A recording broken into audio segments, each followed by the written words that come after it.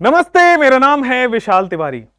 एक smiling face के साथ प्यारे बच्चों के लिए एक अमेजिंग लेक्चर फिर से आपके सामने लेके आ गया हूं। आपके प्यार सपोर्ट की भरपूर रिक्वायरमेंट है और इसको बनाए रखने के लिए आपको पूरे इंडिया के कोने कोने तक इसको पहुंचाना चाहिए। तो फटाफट स्टेटस ग्रुप और कहां कहां आप लोग प्रेजेंट होते हो डाल के मचा के शोर मचा के आ जाओ इधर और शांति से बैठ जाओ। एनसीईआरटी खोल लेना। अरे एक और बात, ये जो कार्बन फैमिली का हाथ से लिखा हुआ नोट्स भी आपको टेलीग्राम में दे दिया है, तो आप वो भी वहां पे भी ज्वाइन हो जाना।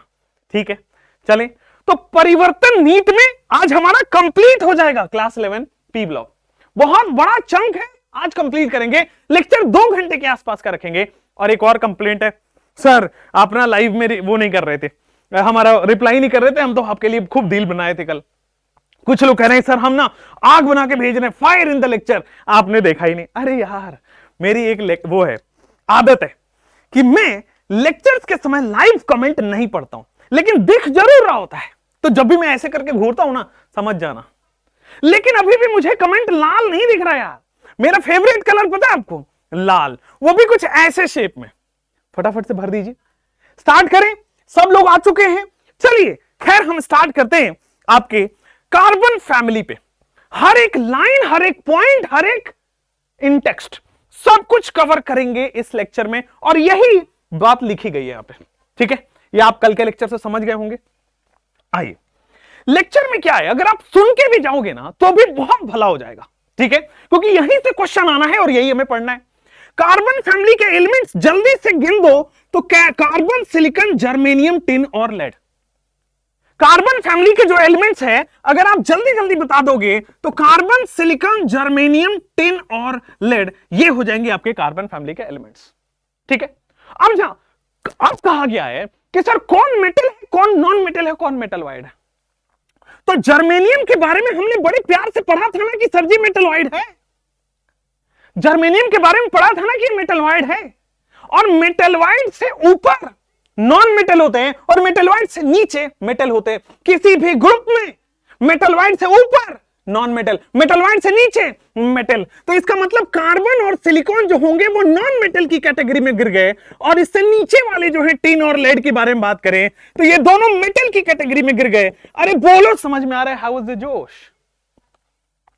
ठीक है, non metal, non metal, metalloid, metal और मेटल। अब पता है एग्जामिनर क्या कहता है? पहले पैराग्राफ में लिखा है ऑकरेंस के बारे में, और 2 बार प्रीवियस ईयर में इस ऑकरेंस से क्वेश्चन आया है। ध्यान दीजिएगा। लोग कहते हैं पता नहीं कहां से पढ़े, क्या पढ़े, 250-300 की किताब आ रही है, एनसीईआरटी पढ़ लीजिए, सिलेक्शन हो जाएगा। तो ये जो कार्बन है इसमें पूछा गया है इट अकर्स एज, कार्बन किस फॉर्म में एग्जिस्ट करता है नेचर में। तो कार्बन एलिमेंटल फॉर्म में 3 फॉर्म में एग्जिस्ट करता है। कार्बन एलिमेंटल स्टेट में एग्जिस्ट करता है, कोल के फॉर्म में, यहां कार्बन है, ग्रेफाइट के फॉर्म में, हाँ जी ये कार्बन है, कोल के फॉर्म में, ग्रेफाइट के फॉर्म में। चलिए, अगर कंबाइंड फॉर्म में एग्जिस्टेंस देखना है कि कार्बन कहां एग्जिस्ट करता है कंबाइंड स्टेट में, तो लिखा गया है कि सर मेटल कार्बोनेट्स के फॉर्म में एग्जिस्ट करता है। कार्बोनेट CO3-2 कार्बोनेट आयन, तो उसमें कार्बन है। अच्छा, तो सर मेटल कार्बोनेट हो गया कंबाइंड स्टेट में। चलिए एक और बात करते हैं, हाइड्रोकार्बन में भी कार्बन है। ठीक है ना, CXHY हाइड्रोकार्बन होता है, उसमें भी कार्बन है। भाई कार्बन डाइऑक्साइड में भी कार्बन है।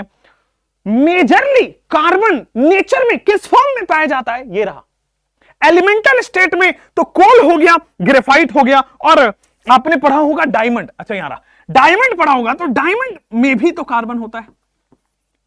एलिमेंटल स्टेट का मतलब हो गया सिंगल कार्बन जहां मिल रहा है, एक एलिमेंट की बात हो रही है। लेकिन कंबाइंड स्टेट का मतलब कार्बन कंपाउंड के फॉर्म में एग्जिस्ट होगा। देखो कार्बोनेट में कंपाउंड बनाया है, देखो हाइड्रोकार्बन में भी कार्बन हाइड्रोजन कंपाउंड बनाया है, कार्बन ऑक्सीजन कंपाउंड बनाया है CO2 के बारे में। अच्छा, एक क्वेश्चन ऑलरेडी आज मैं दोबारा आपसे पूछूं कि सर कार्बन के कितने आइसोटोप्स होते हैं? तो कार्बन के 3 आइसोटोप होते हैं। This is the 3rd line in the paragraph. Carbon के कौन से आइसोटोप हैं? कार्बन के 3 आइसोटोप हैं, कार्बन 12, कार्बन 13, कार्बन 14। कार्बन 12 और 13 जो होते हैं बच्चे, ये स्टेबल आइसोटोप होते हैं, याद है क्या? अरे यही पूछा गया था कि सर कार्बन 14 अनस्टेबल आइसोटोप है। ठीक है ना। Carbon 14 used in the radio active dating, carbon 14 used in radio active dating. अब ये डेटिंग वर्ड से क्या हो जाता है, कई लोग मन में लड्डू फूटा है ना। चैट वैट ज्यादा ना किया करो मेरी क्लास में, बस दोस्ती हो जानी चाहिए, बाकी हम देख लेंगे। रेडियो एक्टिव डेटिंग क्या होता है बच्चे? रेडियो एक्टिव डेटिंग का मतलब होता है, डेटिंग का मतलब वो नहीं जो आप समझ रहे हो, आपका वाला नहीं है ये। केमिस्ट्री में डेटिंग का मतलब होता है it is used to find the age of the compound. मतलब कार्बन 14 कोई एलिमेंट कितना पुराना है, एज पता करने के लिए कार्बन 14 का इस्तेमाल करते हैं। तो डेटिंग का मतलब हो गया it is used to find age. वैसे शायद ये जहां तक आप लोग वाली डेटिंग है उसमें भी यही होता है कि आप भी जाते हो, देखते हो सामने से कैसा दिख रहा है इंसान, डेटिंग में यही तो हो रहा है। चलिए खैर, used in radio active dating. अरे सिलिकॉन के बारे में बात करें तो सिलिकॉन किस फॉर्म में एग्जिस्ट करता है? It exist in the form of silica and silicates, exist in form of silica and silicates. Silica और सिलिकेट्स के फॉर्म में एग्जिस्ट करता है। सिलिका क्या है? थोड़ी देर बाद अभी कंपाउंड्स ऑफ सिलिकॉन में सबसे पहला कंपाउंड आएगा silica. Silicate second last compound आएगा बेटा SiO4-4। This is the basic structural unit of silicate. This is orthosilicate basic structural unit of silicate. अब सिलिकेट का जनरली एग्जांपल क्या होगा नेचर में? सिलिकेट किस तरह से मिलेगा? सीमेंट देखा आपने, सीमेंट में आपके सिलिकेट्स हैं। अच्छा, ग्लास आपने देखा है, बहुत अच्छी। सिरामिक्स आपने देखा है, सिरामिक्स, ठीक है ना। सिरामिक्स में भी क्या होगा आपका? सिलिकॉन है।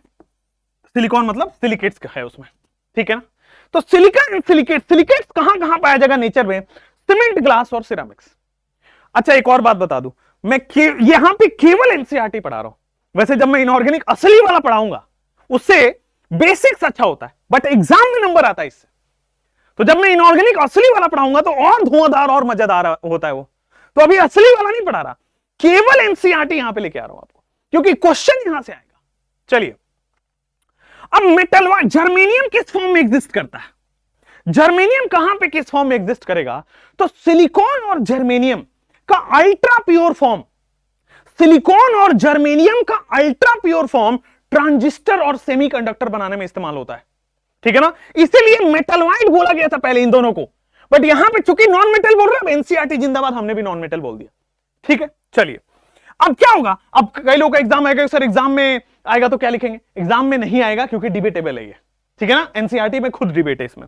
चलिए, तो यहां पे आता है जर्मेनियम में कि अगर हम अल्ट्रा प्योर फॉर्म लेते हैं, ultra pure form of silicon and germanium, ultra pure form लेते हैं सिलिकॉन और जर्मेनियम का, is used to make semiconductor and transistor, is used to make semiconductor and transistor, is used to make semiconductor and transistor. Okay, is used to make semiconductor and transistor. अच्छा, इन दोनों में metals में कैसे करेंगे आइए देखते हैं। टिन और लेड की बात करते हैं।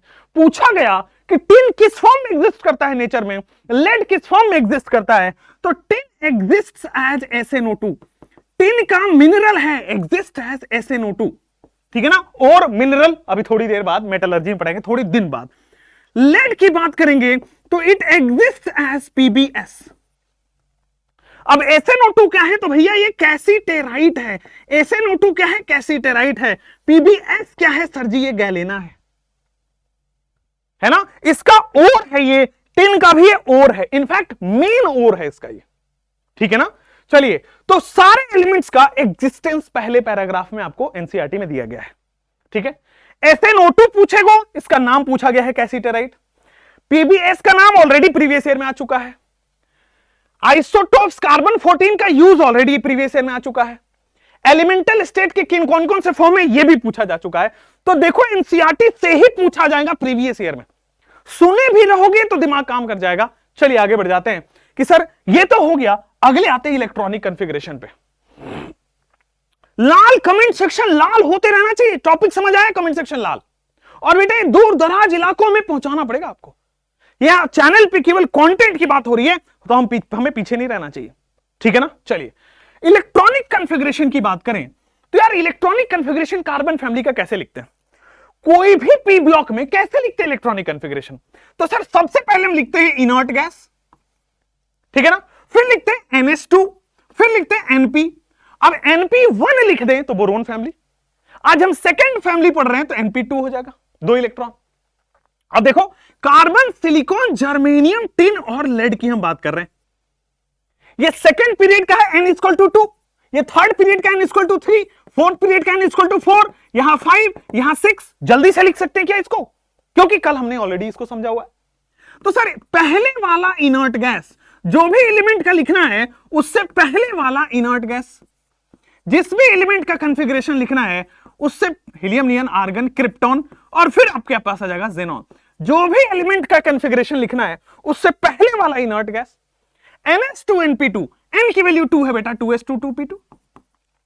यहां पे n की वैल्यू 3 हो गई, 3s2 3p2। लेकिन लेकिन लेकिन प्यारे बच्चों, फोर्थ पीरियड में ध्यान दें, फोर्थ पीरियड में डी सीरीज स्टार्ट हो जाता है, ट्रांजिशन सीरीज स्टार्ट हो जाता है, डी ब्लॉक एलिमेंट्स आने लगते हैं। तो जब जब डी ब्लॉक एलिमेंट आएगा, कल ही पढ़ा है ट्रांजिशन कॉन्ट्रैक्शन होता है फोर्थ पीरियड में, गैलियम का साइज छोटा हो जाता था। हाँ, तो यहां पे डी ब्लॉक आएंगे। जब भी डी आता है तो n-1d के साथ लिखते हैं, जब भी डी आता है n-1d के साथ लिखते हैं। बोलो एकदम क्लियर है? सिमिलर कंडीशन में सर जब भी डी आएगा हम n-1d के बारे में लिखेंगे। बोलो एकदम क्लियर हो गया है? हाँ। सिक्स्थ पीरियड में तो सर डी तो है ही है, एफ भी आ जाता है। तो यार जब भी एफ आता है दुनिया में तो n-2 के साथ आता है, जब भी दुनिया में एफ आता है तो n-2 के साथ आ जाता है। अरे लल्ला बोलो क्लियर है क्या? बात समझ में आ रही है क्या? कोई दिक्कत नहीं है क्या? आगे बढ़ जाए क्या? तो दिस इज इलेक्ट्रॉनिक कॉन्फ़िगरेशन, है ना। अगेन यहां पे देखोगे सबका आउटर तो सेम है। आप देखो यहां पे सारे एलिमेंट्स का आउटर कॉन्फ़िगरेशन तो सेम है ना भाई। अरे सारे एलिमेंट्स का आउटर इलेक्ट्रॉनिक कॉन्फ़िगरेशन सेम है, डिफरेंट क्या है? अरे कोर डिफरेंट है। यहां पे इनर्ट गैस है कोर, यहां पे इनर्ट गैस प्लस D10 है कोर, यहां पे इनर्ट गैस D10 F14 है कोर। तो since the core of the elements are different, so properties are different, इसीलिए प्रॉपर्टीज हम आगे पढ़ते हैं। ठीक, एकदम समझ में आया? अगले क्वेश्चन पे मूव करते हैं, अगले टॉपिक पे। एनसीईआरटी में अगला दिया गया है कोवेलेंट रेडियस। भाई ये क्या है? आपको क्या दिख रहा है? क्या ये आपका बॉडी दिख रहा है? आप ऐसी तो जैसे जैसे नीचे जा रहे हो बेटा तोंद निकल जा रहा है। सब लोग ऐसे ही हैं भाई। ये लॉकडाउन के बाद घर में बैठ के पढ़ने वाले सारे ऐसे हो गए। मैं भी एक एग्जांपल हूं। पहले मैं बहुत स्लिम हुआ करता था, बहुत स्मार्ट हुआ करता था, one of the handsome teacher in the industry था। अब लॉकडाउन में घर में बैठ के हमारी भी हालत कुछ ऐसे ही हो गई है, ठीक है ना। जैसे जैसे नीचे जा रहे हैं फैलते जा रहे हैं। वही होता है यार कोवेलेंट रेडियस। कोवेलेंट रेडियस कहता है जैसे जैसे नीचे जाओगे फैलते जाओगे, मतलब down the group size increases. Covalent radius में जैसे जैसे नीचे जाओगे फैलते जाओगे, down the group size increases. हाँ या ना? चलो अच्छी बात है। सब लोगों को लग रहा है सर इतनी सच्चाई, down the group size increase हो रहा है। तो यार कार्बन से नीचे जाओगे बड़ा सिलिकॉन, उससे बड़ा जर्मेनियम। सर जी टिन की बात कर लें, लेड की बात कर लें, down the group size increases. Covalent radius down the group size increases, इसमें कोई शक नहीं है, गुंजाइश भी नहीं है शक की। अगले उस पे आ जाते हैं कि सर आयोनाइजेशन एंथैल्पी। यार आयोनाइजेशन एंथैल्पी से पहले एक सवाल मैं आपसे करूंगा। कल हमने क्या पढ़ा था? Boron family. कल हमने क्या पढ़ा था भाई? Boron family group 13। आज हमने क्या पढ़ा है? ग्रुप 14। अरे ग्रुप 13 ग्रुप 14 में से कौन छोटा कौन बड़ा है? सर लेफ्ट से राइट जाओगे साइज कम होगा, लेफ्ट से राइट जाने पे साइज छोटा होता है। लेफ्ट में बड़ा, राइट जाते जाओगे साइज छोटा हो जाएगा। Left to right size decreases, left to right size decreases. बोलो हाँ या ना? अगर मैं बोरोन फैमिली और कार्बन फैमिली की बात करूं तो बोरोन फैमिली का साइज बड़ा होगा, राइट जाने पे कार्बन फैमिली का साइज छोटा हो जाएगा। अच्छा, जब ये बात है तो सबसे पहले आयोनाइजेशन एंथैल्पी में वही बता दो कि सर आयोनाइजेशन एंथैल्पी में ग्रुप 13 और ग्रुप 14 में किसका बड़ा किसका छोटा? क्या बेटा? साइज। ग्रुप 13 और ग्रुप 14 में क्या बड़ा क्या छोटा साइज की बात कर रहे हैं ग्रुप 13 और 14 में। यार साइज अभी अभी देख के आए कि साइज होता है 13 का बड़ा, राइट जाओगे तो छोटा हो जाएगा। साइज का इनवर्सली प्रोपोर्शनल होता है आयोनाइजेशन एनर्जी, साइज का इनवर्सली प्रोपोर्शनल होता है आयोनाइजेशन एनर्जी। तो ग्रुप 14 का साइज छोटा, आयनाइजेशन एनर्जी बड़ा, क्योंकि साइज छोटा है, न्यूक्लियस पास में है, जाने नहीं देगा। बेटा आप भी किसी के करीब चले जाते हो तो जाने नहीं देते हो, है ना। बहुत सारी बॉलीवुड में मूवीज बन चुकी हैं।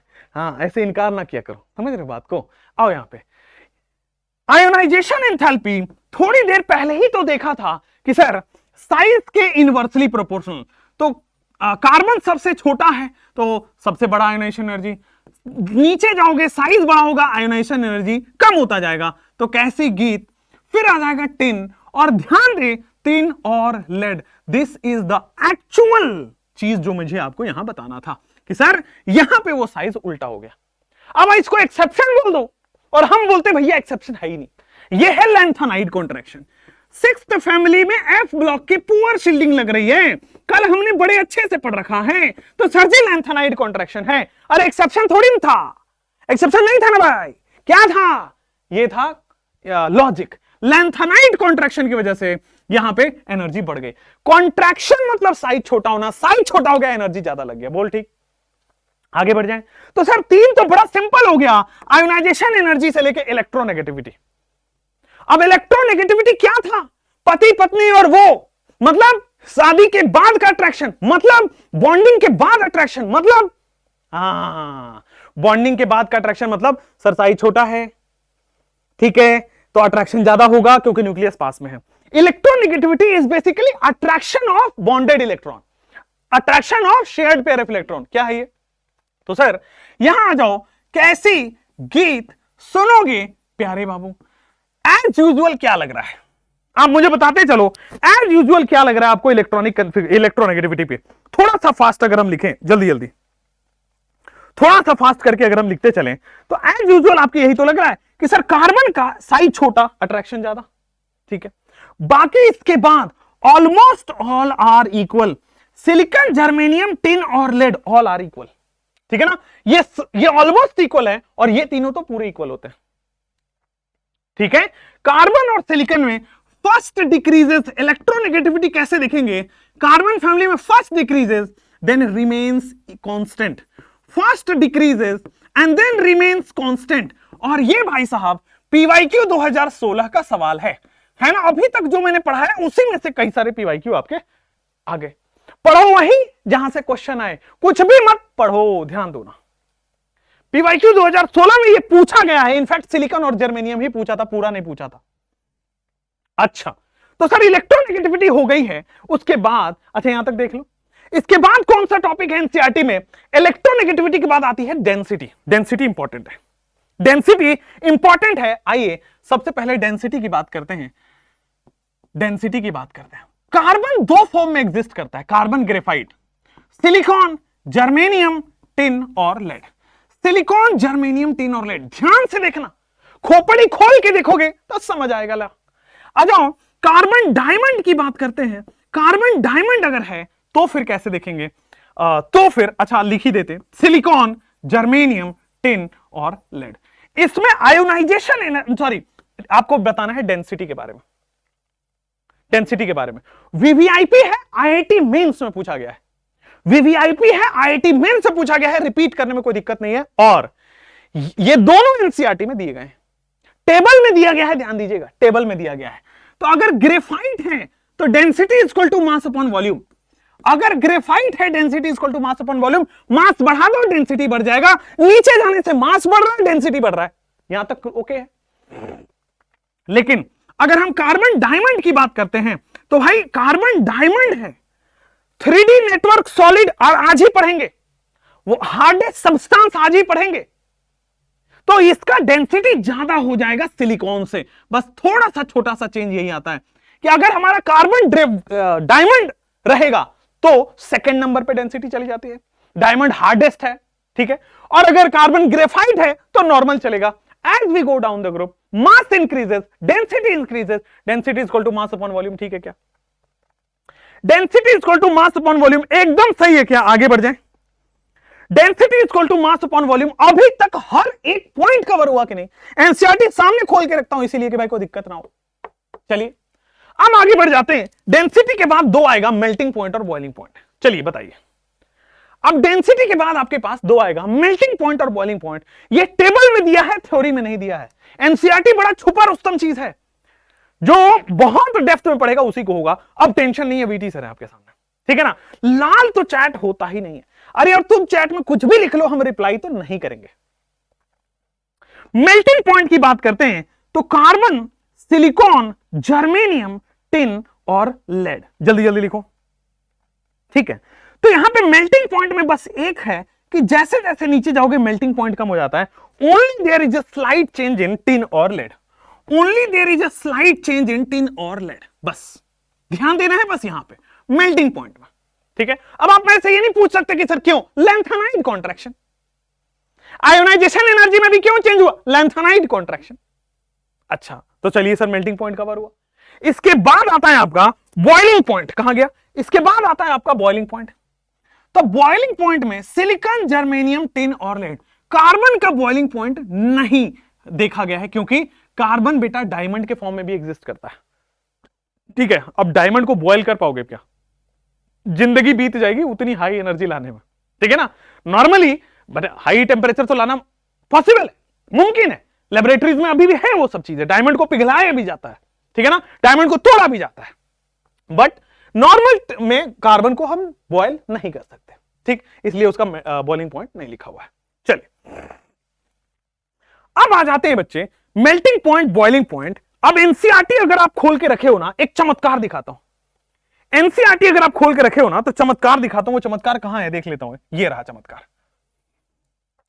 अगर आप एनसीईआरटी खोल के रखे हो तो ये चमत्कार अभी आपको दिखेगा कि सर ये तो एटॉमिक नंबर सबको पता है, मास सबको पता है, कॉन्फ़िगरेशन पढ़ाया, रेडियस पढ़ाया, आयनिक रेडियस सेम है, सब सेम है, आयनाइजेशन एंथैल्पी पढ़ाया, इलेक्ट्रोनेगेटिविटी पढ़ाया, डेंसिटी पढ़ाया, मेल्टिंग पॉइंट पढ़ाया, बॉइलिंग पॉइंट पढ़ाया, ये रेसिस्टिविटी नहीं आता, इसको छोड़ दो।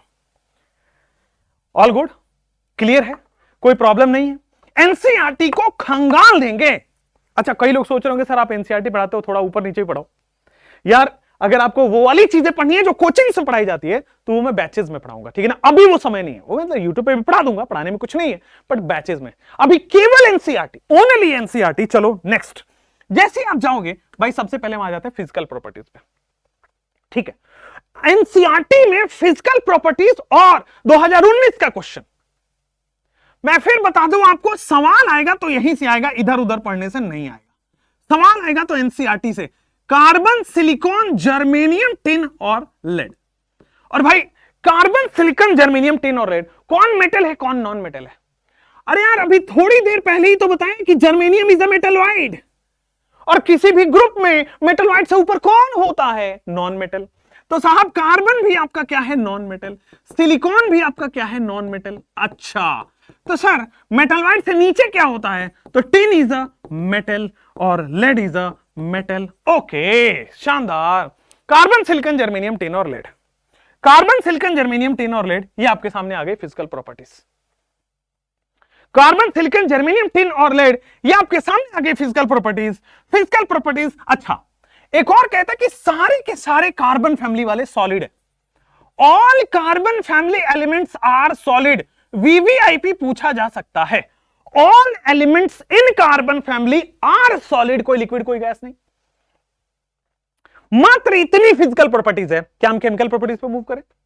अरे अभी तक का हर चीज क्लियर हुआ हो। मेल्टिंग पॉइंट एक्सेप्शन है, पूछा जा सकता है बेटा। आयनाइजेशन एनर्जी एक्सेप्शन है, पूछा जा सकता है। बॉइलिंग पॉइंट में कार्बन डेंसिटी पूछा जा सकता है, क्योंकि ग्रेफाइट और डायमंड है। और बहुत खूबसूरती बात यह है कि सर एनसीईआरटी में दिया गया है, ठीक है ना। हर एक आपको बस मेरे को ना केमिस्ट्री में 2-3 घंटे देने, नंबर नहीं बढ़ा तो फिर मेरा नाम बदल दो एक बार, ठीक है ना। नाम बदल के रख देना स्मार्टेस्ट टीचर। आ जाओ केमिकल प्रॉपर्टी की बात करते हैं। आओ केमिकल प्रॉपर्टी बच्चों, ऑक्सीडेशन स्टेट। कौन है मेरा प्यारा बच्चा जो ये बताने वाला है oxidation state of carbon family. Group 14 में ऑक्सीडेशन स्टेट में कौन है जो बताने वाला है। तो यार ऑक्सीडेशन स्टेट जनरली क्या बताया था, तो ग्रुप 4 और ग्रुप 14 जनरल, ग्रुप 4 और ग्रुप 2 जनरल ऑक्सीडेशन स्टेट हमने ही तो बताया था यार। जनरल ऑक्सीडेशन स्टेट हमने ही तो बताया था कि सर +4 भी होता है +2 भी होता है। +4 याद करो, ये ग्रुप ऑक्सीडेशन स्टेट था, यही मैक्सिमम ऑक्सीडेशन स्टेट या ग्रुप ऑक्सीडेशन स्टेट था। और प्लस 2 वाला याद करो तो सर जी इनर्ट पेयर इफेक्ट भोजपुरी में पढ़ाया था इनर्ट पेयर इफेक्ट को, है ना, एकदम क्लियर है। तो ग्रुप ऑक्सीडेशन स्टेट भी ठीक हो गया, इनर्ट पेयर इफेक्ट भी ठीक हो गया, मजा ही आ गया सर। लेकिन कार्बन CH4 भी तो बनाता है। इसका मतलब CH4 मतलब 4 हाइड्रोजन है, एक हाइड्रोजन पे +1, 4 हाइड्रोजन पे +4 तो कार्बन पे -4 होगा। एक हाइड्रोजन पे +1, 4 हाइड्रोजन पे +4 तो कार्बन पे -4 होगा। होगा नहीं होगा? तो सर ग्रुप ऑक्सीडेशन स्टेट +4 और +2 होता है। Carbon also shows -4, also shows -4 oxidation state, also shows -4 oxidation state. बेटा -4 ऑक्सीडेशन स्टेट भी आपको दिखाया जाता है, ऑल्सो शोज -4 ऑक्सीडेशन स्टेट। तो जनरल ऑक्सीडेशन स्टेट आपका +4 +2 होता है, ऑल्सो शोज -4 ऑक्सीडेशन स्टेट यहां पे क्लियर हो गया है। चलिए, ऑल्सो शोज -4 ऑक्सीडेशन स्टेट यहां तक हो गया है क्लियर। अब दो चीजें आपको बहुत नॉर्मल सी है एनसीईआरटी में, जैसे बोरोन में मुझे आप पहले आंसर बताओगे कमेंट में, ठीक है ना, और फिर मैं आपको बताता हूं। यार आपका कमेंट अभी देखूंगा मैं, ठीक है। बोरोन +3 नहीं बना पा रहे थे, क्यों?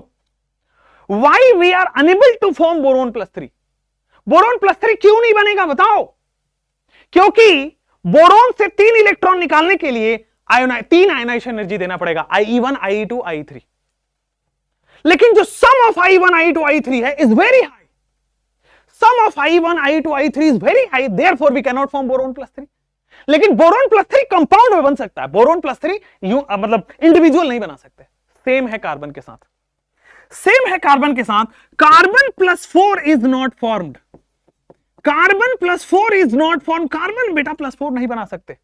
बिकॉज क्यों? Because sum of IE1, IE2, IE3, IE1, IE2, IE3, IE4 is very high, because sum is very high। अरे बोलो यार, जनरल ऑक्सीडेशन स्टेट बेटा +4 और +2 होता है, also shows -4 CH4 में।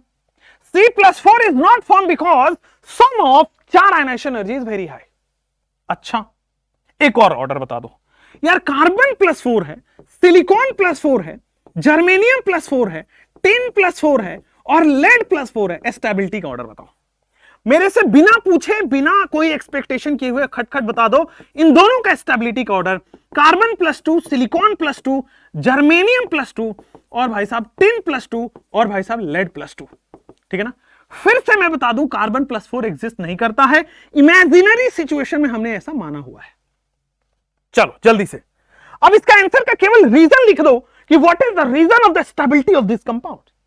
भाई रीजन क्या है? कार्बन, सिलिकॉन, जर्मेनियम, टिन और लेड में जैसे जैसे नीचे जाओ, अरे down the group stability of lower oxidation state increases. Lower oxidation state का डाउन द ग्रुप जाने पे स्टेबिलिटी बढ़ता है। Down the group stability of lower oxidation state increases. Down the group stability of lower oxidation state increases. Down the group stability of higher oxidation state increases, नहीं decreases. अरे down the group stability of lower oxidation state increases तो higher oxidation state decreases. बोलो ना, एकदम clear है ना, कोई problem भी नहीं हुई, बात भी समझ में आ गई है। चलिए, तो सर यहां तक अभी तक कोई पीवाईक्यू में इसका सवाल नहीं आया है, लेकिन ये वाला सवाल शायद आ जाए, ठीक है। एक यहां से सर्शन रीजन क्वेश्चन आपको बोल के जाऊंगा, डिट्टो बोल के जाऊंगा, जो कि इस बार मैं एक्सपेक्ट कर रहा हूं कि आपके एग्जाम में आ जाए। वो कब आएगा? जब मैं हैलोजन का रिएक्शन पढ़ा रहूंगा तब आएगा, बताऊंगा कौन सा है, ठीक है। इस साल वो आने के चांसेस पूरे, ठीक है, चांसेस है, मैंने फिर बोला हम भविष्यवाणी नहीं करते, ठीक है। और मेरे को कोई कंट्रोवर्सी में नहीं पढ़ना यार, ठीक है। बहुत अच्छे टीचर, आई रेस्पेक्ट, बहुत अच्छे टीचर, ठीक है। आप उनसे भी पढ़िए, मेरे से भी पढ़ लीजिए, जो उनसे नहीं समझ आता मेरे से समझ लीजिए, मेरे से नहीं समझ आता उनसे समझ लीजिए, ठीक है। चलिए, बहुत अच्छे टीचर, सारे बहुत अच्छे टीचर है, बट हाँ भविष्यवाणी नहीं करेंगे क्वेश्चंस की। आगे बढ़ते हैं, अब ये वीडियो कट जाएगा, हे भगवान मैंने क्या बोला। चलो आगे बढ़ जाते हैं, आगे बढ़ जाते हैं। थोड़ा सा इसमें एक और चीज ऐड करेंगे, एक और चीज ऐड करेंगे। कंट्रोल उदय, कंट्रोल, आओ यार। एक और चीज ऐड करते हैं यहां पे कि सर अगर मेरे को मान लो ऐसा क्वेश्चन आए, कार्बन, सिलिकॉन, जर्मेनियम, टिन की बात कर रहा है, लेड की बात कर रहा है, तो आप मुझे इसका ऑक्सीडेशन स्टेट बस बताते चलो, मजा आ जाएगा।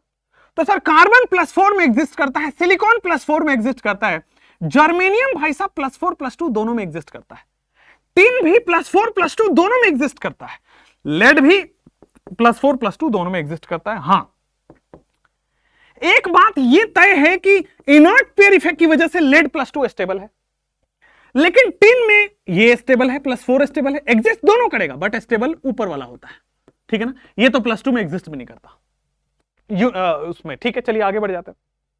तो अगर आपको पूछा जाए Sn+4 के बारे में, अगर आपको भाई साहब Sn+2 के बारे में पूछा जाए, ये क्या है, रिड्यूसिंग एजेंट या ऑक्सीडाइजिंग एजेंट, ठीक है ना, इंपॉर्टेंट लिख लीजिएगा इसको।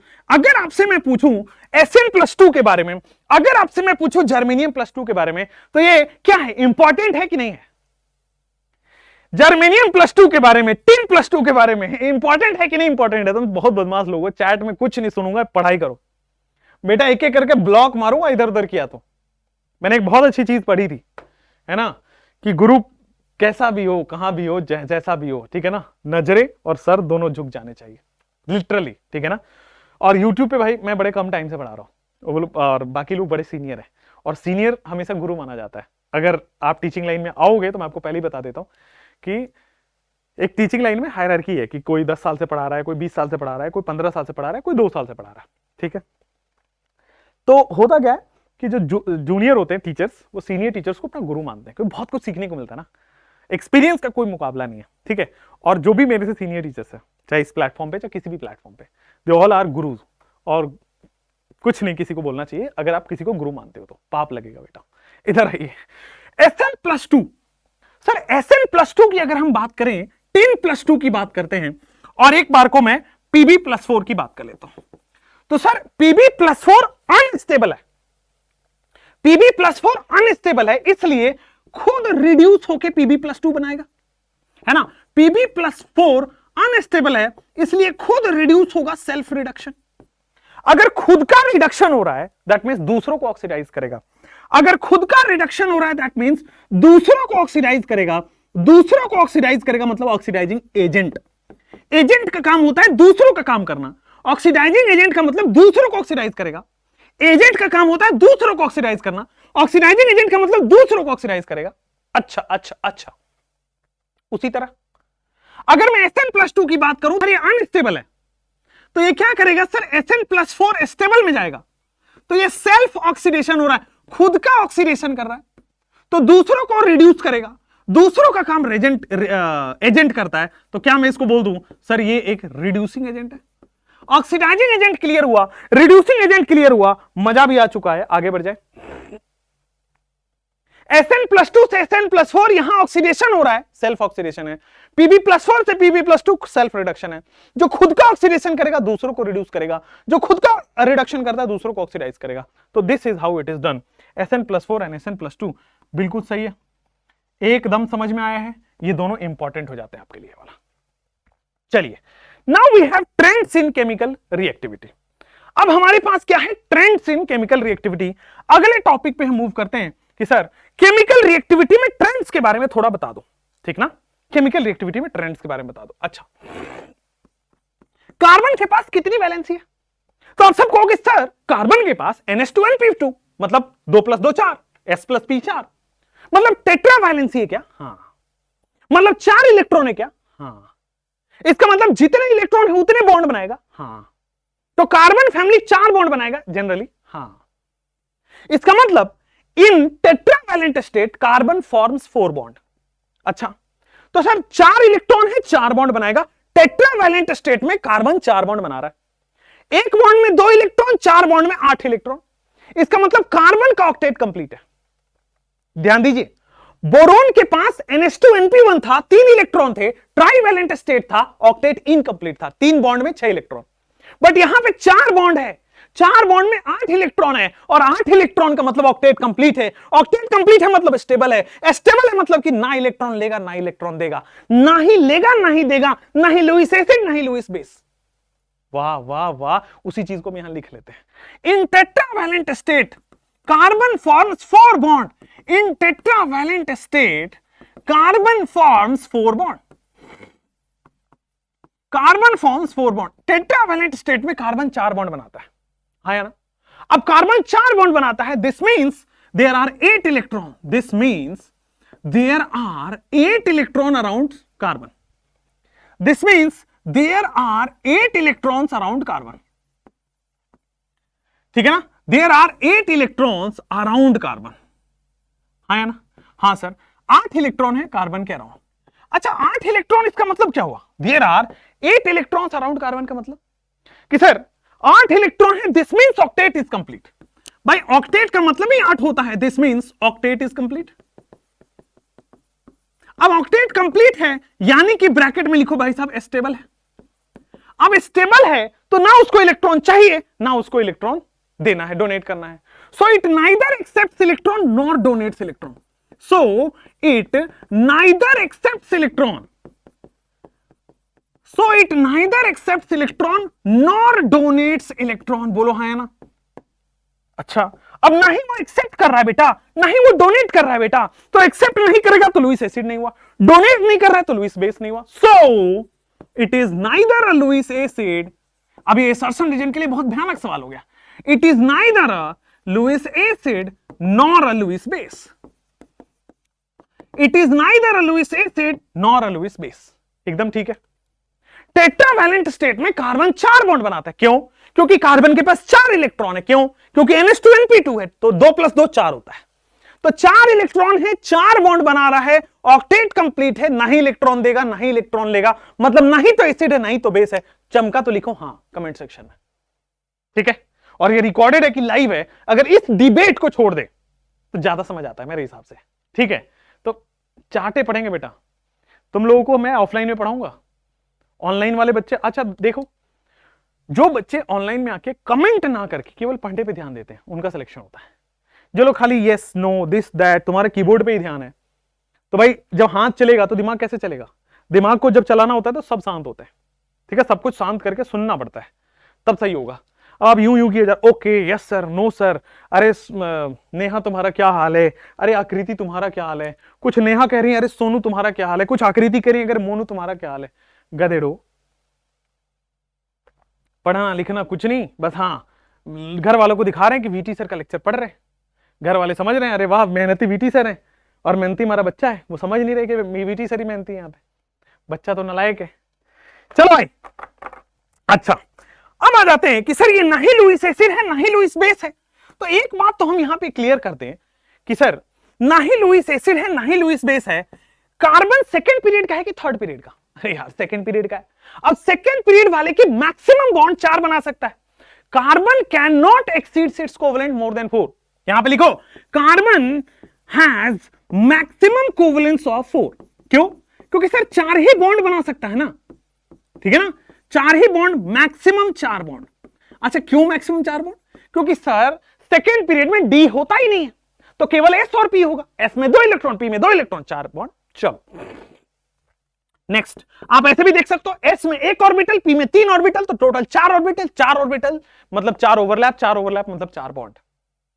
ओके बट अब कार्बन तो है 4 बॉन्ड बना सकता है, बट सिलिकॉन की बात करो, जर्मेनियम की बात करो, टिन की बात करो, एसएन भाई लेड की बात करो, कैन एक्सपेंड देयर ऑक्टेट, ठीक है ना, ये अपने ऑक्टेट को बढ़ा सकते, can expand their octet and has covalence more than 4 and has covalence more than 4, ठीक है ना, 4 से ज्यादा कोवेलेंस है। बोलो ठीक है क्या? एकदम सही है।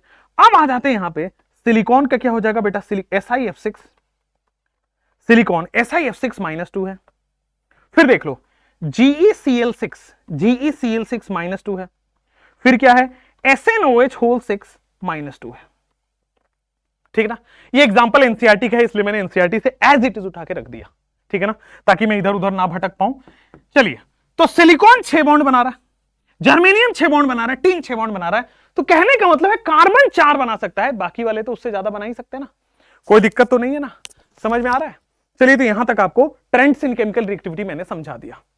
अब ट्रेंड्स के बाद आते हैं हाइड्रोलिसिस ऑफ टेट्राहैलाइड्स, कार्बन हैलाइड्स, ठीक है ना, हाइड्रोलिट्स। अब हैलाइड्स बना लेते हैं, तो बेटा CCl4 SiCl4 GeCl4 और फिर आपके पास हो जाएगा SnCl4 और फिर हो जाएगा आपके पास PbCl4। एकदम ठीक है, कोई गड़बड़ी नहीं है, यहां तक समझ में आ रहा है। अब आ जाओ कि सर यहां पे हाइड्रोलिसिस का मतलब कल ही बताया था कि सर पानी से रिएक्शन को हम कहते हैं हाइड्रोलिसिस, पानी से रिएक्शन को हम कहते हैं हाइड्रोलिसिस। भैया जी पानी से रिएक्शन को हम हाइड्रोलिसिस कहते हैं, लल्ला मेरे पानी से रिएक्शन को हाइड्रोलिसिस कहते हैं। अरे सर पानी से रिएक्शन करना है, आइए अब वाटर से रिएक्शन करना है, कैसे करेंगे भाई?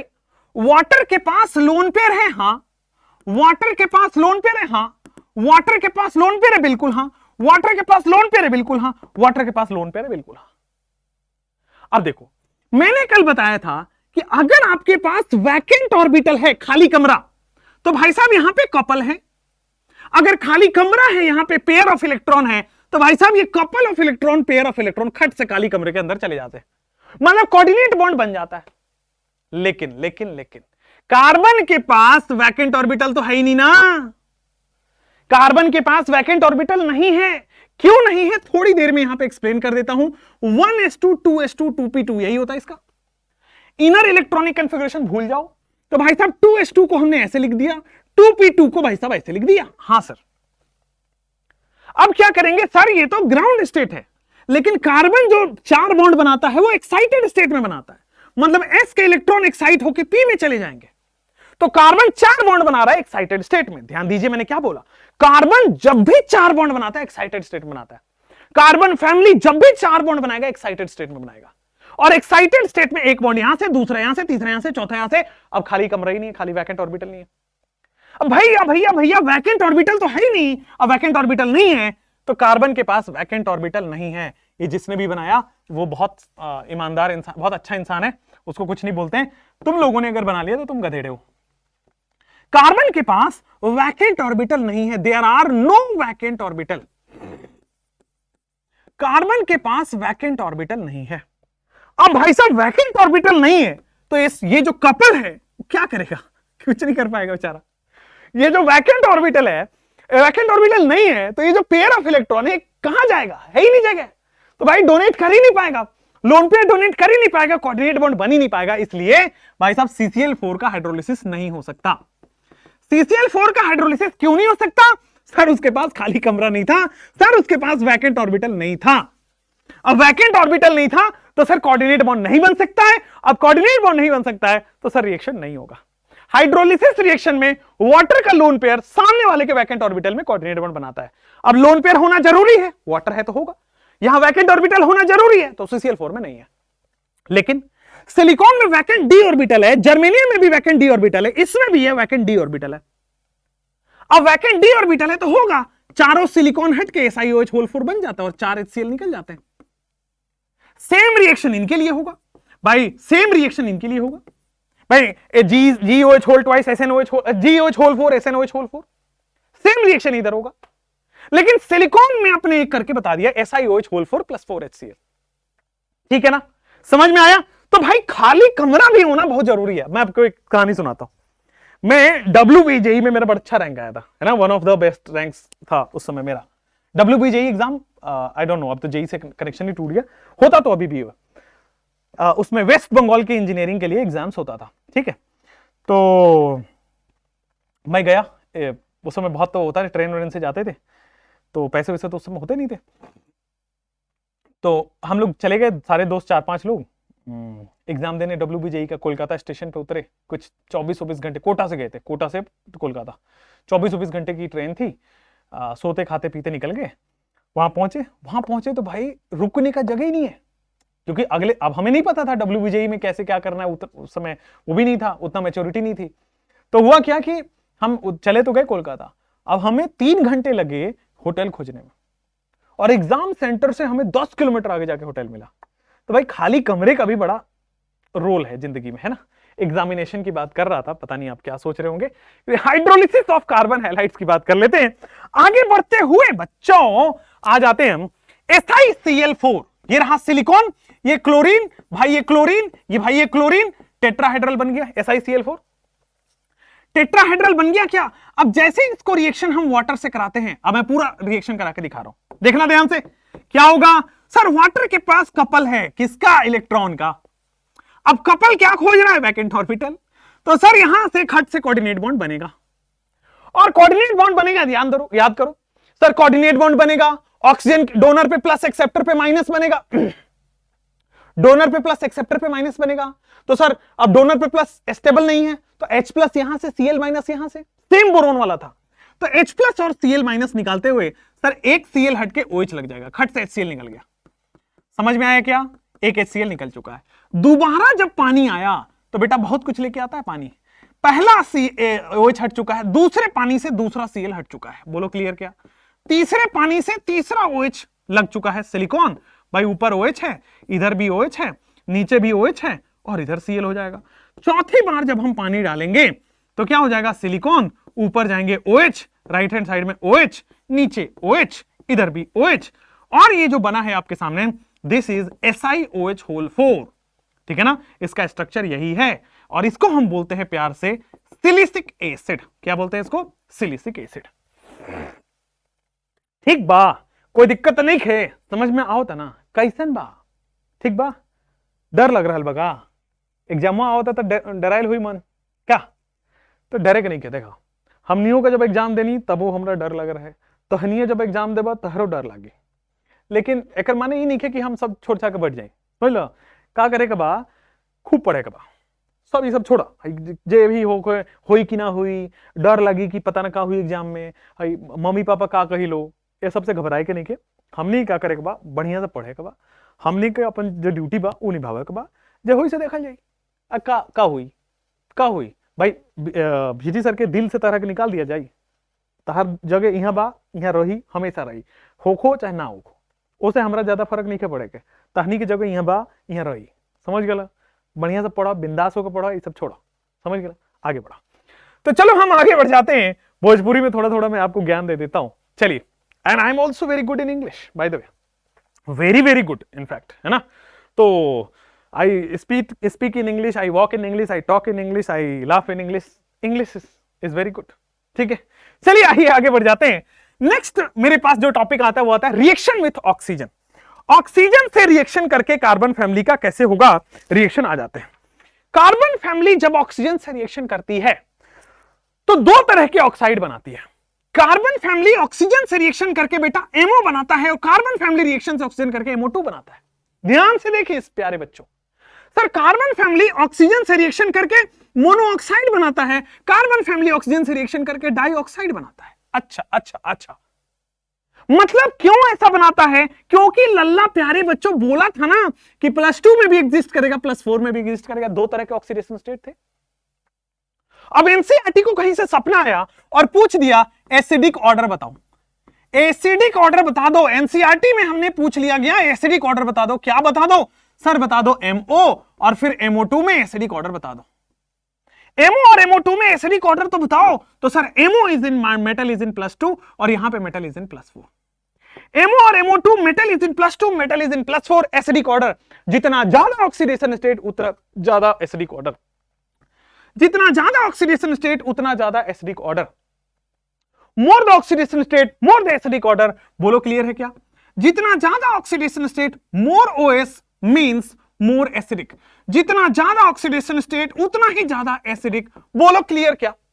कोई प्रॉब्लम भी नहीं हुई होगी, लेकिन अब भी नहीं होगी। आगे आते हैं, अब एक दो और ट्रिक बता देते हैं जिससे कि आपको मेटल का ऑक्सीजन से रिएक्शन ही क्लियर हो जाएगा। MO वाले मैं लेफ्ट साइड में लिख रहा हूं, MO2 वाले मैं राइट साइड में लिख रहा हूं। MO का मतलब, M का मतलब कार्बन का एलिमेंट, सिलिकॉन हो गया, जर्मेनियम हो गया, टिन हो गया और बेटा लेड हो गया। M हो गया, अब O भी लगा दो, carbon monoxide, silicon monoxide, germanium monoxide, tin monoxide, lead monoxide. अब MO2 के बारे में भी हम जानकारी कर लेते हैं। MO2 के बारे में जानकारी करेंगे CO2, फिर जानकारी करेंगे SiO2, फिर जानकारी करेंगे जर्मेनियम O2, फिर जानकारी करेंगे टिन O2 और फिर हम जानकारी करेंगे बेटा लेड O2 PbO2 के बारे में। हां सर एकदम सही है। क्या हमें यह बात आपको आज तक किसी ने सुनाई है कि न्यूट्रल ऑक्साइड किसको किसको कहते हैं? दुनिया में केवल 3 न्यूट्रल ऑक्साइड है। फिर से बता दूं, चलो 4 बता देता हूं, NO, CO, N2O और वाटर को भी मान लिया जाता है, ठीक है ना? वाटर को अगर ऑक्साइड ट्रीट करोगे तो they all are neutral oxide. दुनिया में केवल 4 ही न्यूट्रल ऑक्साइड हैं पूरी दुनिया में, और इसको याद करने के लिए 9 को 9/11 याद है, 9 को बहुत नाश हुआ था, 9 को नाश हुआ, 9 नवंबर को ही बेटा सारे अटैक हुए हैं, नवंबर मतलब जनरली नवंबर में ही अटैक हुए हैं, और उसमें भी 9 तारीख को, तो 9 को नाश हुआ न्यूट्रल ऑक्साइड्स। ये सारे के सारे न्यूट्रल ऑक्साइड है, NOCO N2 और वाटर। और यहां पे CO आपको दिख रहा है, इसलिए मैं प्यार भरी लहजों में आपको बता देता हूं कि सर जो CO होगा आपका न्यूट्रल ऑक्साइड होगा। चमका चमका कि नहीं चमका? अच्छा, कल ही मैंने एक और ट्रिक बताया था, आज वापस से बता देता हूं सर, कि हमने एम्फोटेरिक ऑक्साइड्स के लिए बताया था कि जनाबे अली ने गाया कार में पंजाबी सॉन्ग, जनाबे अली ने गाया कार में पंजाबी सॉन्ग। इनके ऑक्साइड्स जो होंगे वो एम्फोटेरिक होंगे, मोटे मोटे तौर पे बताया अभी, ठीक है। इनके ऑक्साइड्स जो होंगे वो एम्फोटेरिक होंगे, अभी ऑक्सीडेशन स्टेट वाला कॉन्सेप्ट इसमें मिक्स नहीं किया, ठीक है। तो आप देखो यहां पे पंजाबी सॉन्ग दिख रहा है, सर जी पंजाबी सॉन्ग दिख रहा है, बिल्कुल सही है। इसका मतलब पंजाबी सॉन्ग जो होंगे दोनों के दोनों एम्फोटेरिक हैं। पंजाबी सॉन्ग वाले जितने भी हैं सब के सब sir amphoteric oxides, they are amphoteric oxides. पूछा गया सवाल, this and this has been already asked in PYQ। चलिए अब आ जाते हैं, अब बाकी बचा हुआ, इसका मतलब जो भी बचे हुए हैं वो सारे के सारे क्या एसिडिक है भाई, न्यूट्रल हो गया है ना, फिर हमारे पास एम्फोटेरिक हो गया। अब जो बचे हैं सारे एसिडिक हैं, तो CO2 भी एसिडिक है, SiO2 भी एसिडिक है, GeO2 भी एसिडिक है, और GeO भी एसिडिक है, और आपके पास एक और चीज बच गया SiO। SiO का नेचर हम पता नहीं कर पाते, अगर आपको साइंटिस्ट बनना है तो SiO का नेचर पता कर दो, लेकिन आप पता नहीं कर पाओगे। पता है क्यों? क्योंकि it exists eight high temperature only, exists eight high temperature only, exist at high temperature, केवल और केवल हाई टेम्परेचर पर ही एग्जिस्ट करता है SiO, ठीक है ना।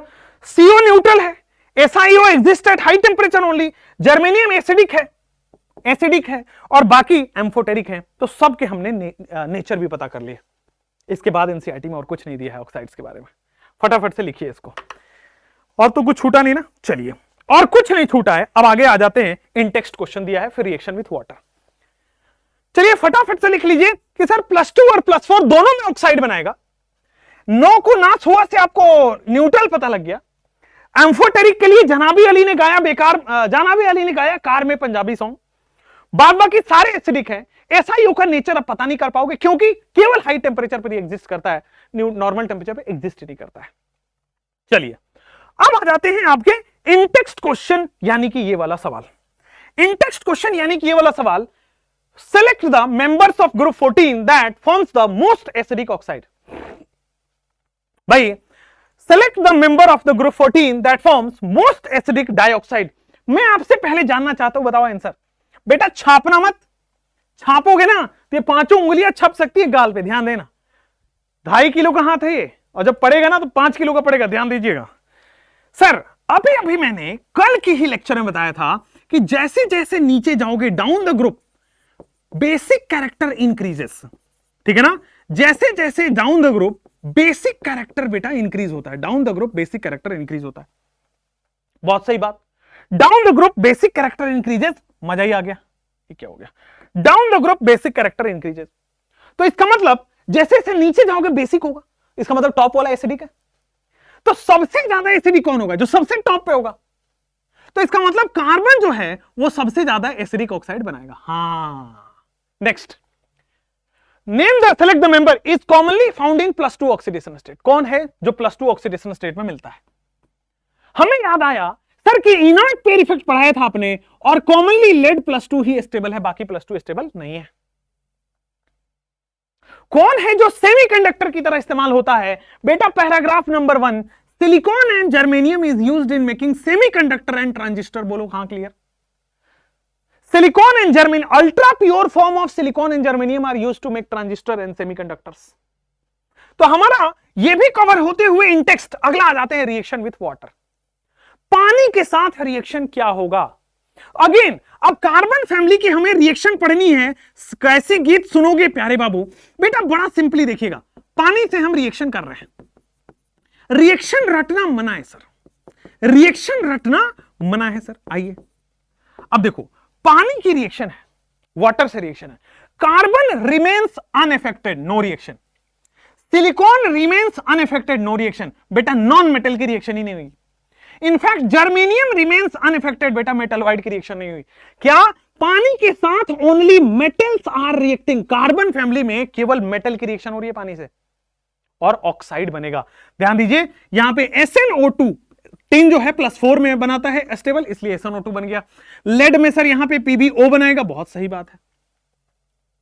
जैसे कल मैं बता रहा था Al2O3 एल्युमिनियम बिकम्स पैसिव, वही तो यहां भी है। अरे भाई साहब कि सर लेड बिकम्स पैसिव, यहां पे आ जाएगा PbO, Pb lead becomes passive.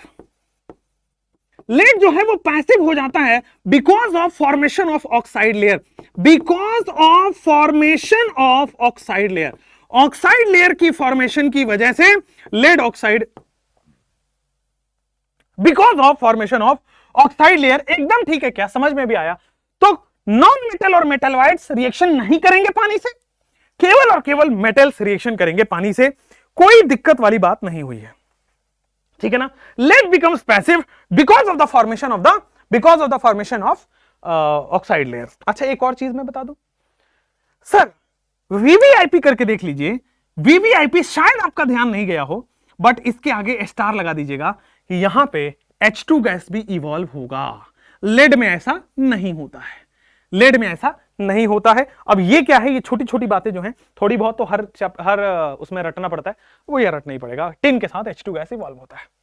चलिए अब रिएक्शन विथ वाटर के बाद जो एनसीईआरटी में टॉपिक दिया है वो दिया है आपके पास कि सर रिएक्टिविटी टुवर्ड्स हैलोजन। अब यहां से बहुत इंपॉर्टेंट क्वेश्चन भी बनेगा। रिएक्टिविटी टुवर्ड्स हैलोजन की बात कर लेते हैं कि सर अगेन यहां पे +2 में भी रिएक्शन होता है और हैलोजन के साथ +4 में भी रिएक्शन होगा। मतलब रिएक्टिविटी टुवर्ड्स हैलोजन का मतलब MX2 भी बनेगा और रिएक्टिविटी टुवर्ड्स हैलोजन का मतलब MX4 भी बनेगा, है ना। डाई हैलाइड्स भी बनेगा और आपके पास टेट्रा हैलाइड्स भी बनेगा। अगेन जैसे ऑक्सीजन में देखा था ना, वैसे ही यहां पे भी हैलाइड्स में भी देखना है टेट्रा हैलाइड्स। अब यहां पे कुछ इंपॉर्टेंट पोर्शन आने वाला है, ध्यान दीजिए। कार्बन जो है वो डाई हैलाइड नहीं बनाता, सिलिकॉन डाई हैलाइड नहीं। कभी आपने सुना है CBr2 CF2 CCl4 सुना आपने, है ना। अब कई लोग यहां पे डिबेट कर रहे हैं, सर CCl2 ऑर्गेनिक में सुनते हैं कार्बीन। गधों, वो इलेक्ट्रॉन डेफिशिएंट है और वो इलेक्ट्रोफाइल की तरह इस्तेमाल करते हैं, न्यूट्रल इलेक्ट्रोफाइल बोलते हैं उसको। ऑर्गेनिक को इनऑर्गेनिक से मिक्स ना करें। हाँ, जर्मेनियम सर दोनों में एग्जिस्ट करता है, +2 +4 में, ठीक है। उसके बाद टिन जो है वो +2 +4 में एग्जिस्ट करता है। लेड जो है वो +2 +4 में एग्जिस्ट करता है। सिमिलरली कार्बन +4 में एग्जिस्ट करेगा, सिलिकॉन भी +4 में एग्जिस्ट करेगा, जर्मेनियम भी +4 में एग्जिस्ट करेगा, टिन भी +4 में एग्जिस्ट करेगा, लेड भी बेटा +4 में एग्जिस्ट करेगा। वाओ वाओ वाओ, अमेजिंग हो चुका है सर। सो MX2 डाई हैलाइड और टेट्रा हैलाइड समझ आया, डाई हैलाइड और टेट्रा हैलाइड बहुत अच्छे से समझ आया। चलिए, कार्बन डाई हैलाइड्स नहीं बनाएगा, सिलिकॉन डाई हैलाइड्स नहीं बनाएगा। हां या ना, यहां तक समझ आया कि नहीं आया? चलिए अब आ जाते हैं सर, PbX2 वाला स्टेबल होगा ना, लेड इज स्टेबल इन +2। तो ये एनसीईआरटी कहता है कि सर इनर्ट पेयर इफेक्ट से ये स्टेबल है। बट जर्मेनियम और टिन की बात करें तो इसका +4 स्टेबल होता है, इसलिए GeX4 और SnX4 स्टेबल है। यहां तक भी कोई दिक्कत नहीं है कि सर बाकी सब के लिए हायर ऑक्सीडेशन स्टेट स्टेबल है, लोअर वाले के लिए +2 स्टेबल है because of the inert pair effect. यहां तक भी सही है, ठीक है। लेकिन एक बात हमें ऐड करना पड़ेगा और वो ये है कि सर इतने से काम नहीं चल रहा है। काम कहां से चलेगा? दो इंपॉर्टेंट आ जाएगा, SnF4 VVIP कर लीजिए एंड PbF4 आर आयोनिक अलग से दिया गया है। अब मैं समझाता हूं, यहां पे थोड़ा सा समझाऊंगा। खोपड़ी खोलना है बच्चे, खोपड़ी खोल के समझिए इसको। भाई कोवलेंट कैरेक्टर हम कैसे देखते हैं? कहीं भी 5 सेकंड दीजिए, मैं कोवलेंट कैरेक्टर आपको समझा देता हूं। गिन के 5 सेकंड, गिन के 5 सेकंड। हुआ क्या? अरे 1 सेकंड में कवर हो गया फाजांस रूल। अरे क्या मतलब आया? सर कोवलेंट कैरेक्टर फाजांस रूल से ही तो देखते हो ना। हाँ, अब कोवलेंट कैरेक्टर भैया फाजांस रूल से देखते हो तो ये रहा ना स्मॉल केटायन और ये रहा ना large anion. Covalent character Fajans rule से ही तो देखते हो ना, तो क्या रहा, ये स्मॉल केटाइन रहा और भाई साहब ये लार्ज एनाइन रहा। अरे बोल ना हल्के हल्के, स्मॉल केटाइन और लार्ज एनाइन, बोल ना हल्के हल्के, बिल्कुल सही है क्या? Covalent character Fajans rule, covalent character HCl है, जिसका भी केटाइन छोटा, जिसका भी एनाइन छोटा, वो ज्यादा कोवलेंट है। सॉरी, जिसका केटाइन छोटा एनाइन बड़ा। अब यहां आ जाओ, इक्का खुल गया भैया। एक तो यार व्हाट्सएप क्यों खुला हुआ है? हाँ, तो जिसका केटाइन छोटा, जिसका एनाइन बड़ा, वो कोवलेंट हो गया। अब यहां देखो, तो सर यहां पे केटाइन इज बिग, भाई नीचे जाने पे साइज बड़ा होता है, और एनाइन इज स्मॉल, सबसे छोटा एनाइन है ये। हाँ यार, मजा आ गया। Similarly sir cation is big, exactly उसका उल्टा है, और A9 is small. Cation big, A9 small, बात समझ में आई क्या हो रहा है? ये सर इसका एग्जैक्टली उल्टा है, कोवलेंट का उल्टा है, मतलब आयनिक हो गया। SnF4 and PbF4 are ionic. अभी एक और बहुत इंटरेस्टिंग, बहुत इंपॉर्टेंट आ रहा है, PbI4 do not exist, lead I4 do not exist, PbI4 do not exist. बेटा PbI4 एग्जिस्ट नहीं करता है, काहे? ऐसा क्यों है कि PbI4 एग्जिस्ट नहीं करता है? क्योंकि सर PbI4 क्यों नहीं एग्जिस्ट करता है? बिकॉज ध्यान दीजिएगा, थोड़ी देर पहले मैंने बताया था, very important assertion reason, very important assertion reason, और इसके जस्ट बाद एक और आएगा एसर्शन रीजन। तीनों एसर्शन रीजन में से एक आएगा जरूर। ये मैंने अगले साल के लिए भविष्यवाणी कर दी, ठीक है? भविष्यवाणी बोलने के बाद हंसी आ रहा है कि PbI4 डू नॉट एग्जिस्ट, ठीक है ना? इसका एसर्शन रीजन बनाया जा सकता है, इसका एसर्शन रीजन बनाया जा सकता है, एक नेक्स्ट इंटेक्स्ट क्वेश्चन है, उसका एसर्शन रीजन बनाया जा सकता है। आइए, PbI4 एग्जिस्ट क्यों नहीं करता? अभी थोड़ी देर पहले ही तो डिस्कस किया था, कान खोल के सुनना, खोपड़ी खोल के। बेटा खोपड़ी खोलो और सुनो, उसमें कहा जाता है कि सर 4 बॉन्ड बनेगा ना, यहां पे लेड 4 बॉन्ड बना रहा है, और 4 बॉन्ड बनाने के लिए एक्साइटेड स्टेट में जाना पड़ता है। थोड़ी देर पहले ही देखा था कि जब भी 4 बॉन्ड बनाना होता है तो एक्साइटेड स्टेट में जाना होता है। हाँ, अब एक्साइटेड स्टेट में जाने के लिए एनर्जी चाहिए भाई, इलेक्ट्रॉन को एक्साइट करने के लिए एनर्जी चाहिए। एनर्जी कहां से आता है? PbI बॉन्ड से आता है। तो एक्साइट करने के लिए जो एनर्जी चाहिए ना, वो PbI बॉन्ड उतना एनर्जी नहीं दे पाता है। मैं फिर बोलूंगा, ध्यान से देखिए, फॉर टू मेक 4 बॉन्ड्स, यहां पे देखो, लिखोगे कि 4 बॉन्ड बनाने के लिए, टू मेक 4 बॉन्ड्स, 4 बॉन्ड्स बनाने के लिए बच्चे, टू मेक 4 बॉन्ड्स, ठीक है ना, excitation energy is required. Excitation energy आपको चाहिए होता है। क्यों?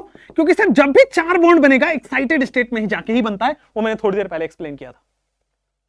But PbI bond do not provide sufficient energy, PbI bond do not provide sufficient energy, PbI bond do not provide sufficient energy, PbI bond do not provide sufficient energy for excitation, do not provide sufficient energy for excitation। अब PbI bond excite ही नहीं होने देगा, excite नहीं होगा तो PbI4 नहीं बनेगा। Clear हो गया? कोई प्रॉब्लम नहीं है। एनसीईआरटी में इसका एग्जैक्ट लिखा हुआ है, PbI bond do not provide sufficient energy to excite 6s2 electron and cannot form 4 unpaired electron। बिल्कुल सही बात है। To make 4 bond excitation energy is required। Excitation energy में क्या होता है? 6s2 electron gets excited to make 4 unpaired electron, to make 4 electron नहीं, 4 unpaired electron. बिल्कुल ठीक हो गया क्या? समझ में आ गया क्या? आगे बढ़ जाए क्या? बोलो हाँ या ना। तो ये हो गया आपके बेटा एसर्शन रीजन के अच्छे सवाल है, ठीक है ना? एक्साइट क्या होता है? NH2 इलेक्ट्रॉन एक्साइट होता है ना, तो वही है, ये 6 पीरियड का है, तो 6s2 इलेक्ट्रॉन एक्साइट हो रहा है।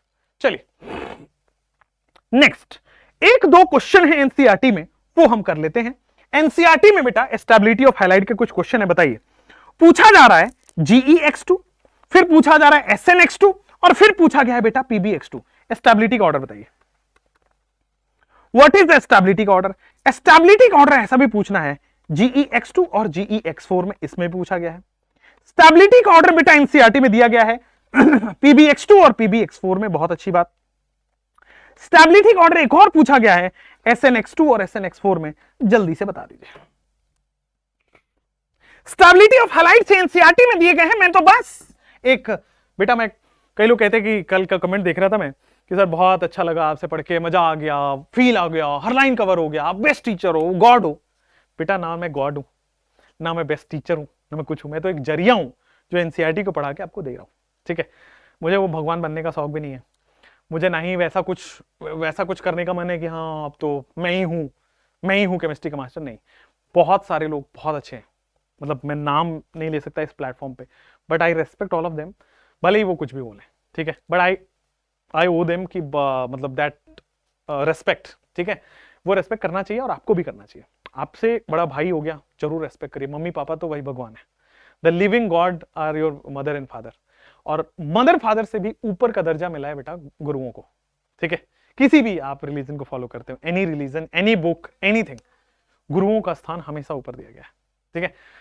तो हमेशा ध्यान रखिए इसको, ठीक है। और मैं बस एक जरिया हूं, जो मैं शायद अच्छे से बोल लेता हूं, शायद भगवान ने जो एनर्जी दी है उसको मैं इस्तेमाल कर पाता हूं, दैट्स ऑल इट, ठीक है। बाकी सब ऊपर वाले के हाथ में, आप लोगों का प्यार सपोर्ट है, नथिंग एल्स। चलिए भाई, स्टेबिलिटी की यहां अगर हम बात कर लें तो यार ये वाली स्टेबिलिटी, ये +2 की स्टेबिलिटी है। Germanium +2, tin +2, lead +2। Down the group जाने पे लोअर ऑक्सीडेशन स्टेट की स्टेबिलिटी बढ़ती है। As we go down the group, stability of lower oxidation state increases. अच्छा, इन दोनों में जर्मेनियम भाई साहब +4 में ही स्टेबल है, लेड तो +2 में स्टेबल है, इनर्ट पेयर इफेक्ट, टिन भी +4 में स्टेबल है। बोलो क्लियर है क्या? केवल और केवल एक जगह बेटा यहां पे इनर्ट पेयर इफेक्ट लग रहा है। आगे बढ़ जाएं क्या? अरे लल्ला बोल ना एक बार, फिर तो हम आगे बढ़े। तो स्टेबिलिटी ऑफ हैलाइड भी हो गया है। अगले क्वेश्चन पे मूव कर जाते हैं, अगले क्वेश्चन नहीं, अगले टॉपिक पे मूव कर जाते हैं, मतलब कि क्वेश्चन आ गया, बेहद इंपॉर्टेंट क्वेश्चन आने के बहुत ज्यादा चांस है सर्सन रीजन में। क्यों ऐसा बोल रहा हूं मैं आपको बता देता हूं। मैं जानता हूं जो एनटीए वाले हैं ना वो थोड़े आलसी हैं, वो क्या करेंगे, एनसीईआरटी में एसर्शन भी दिया हो, रीजन भी दिया हो, तब पूछेंगे।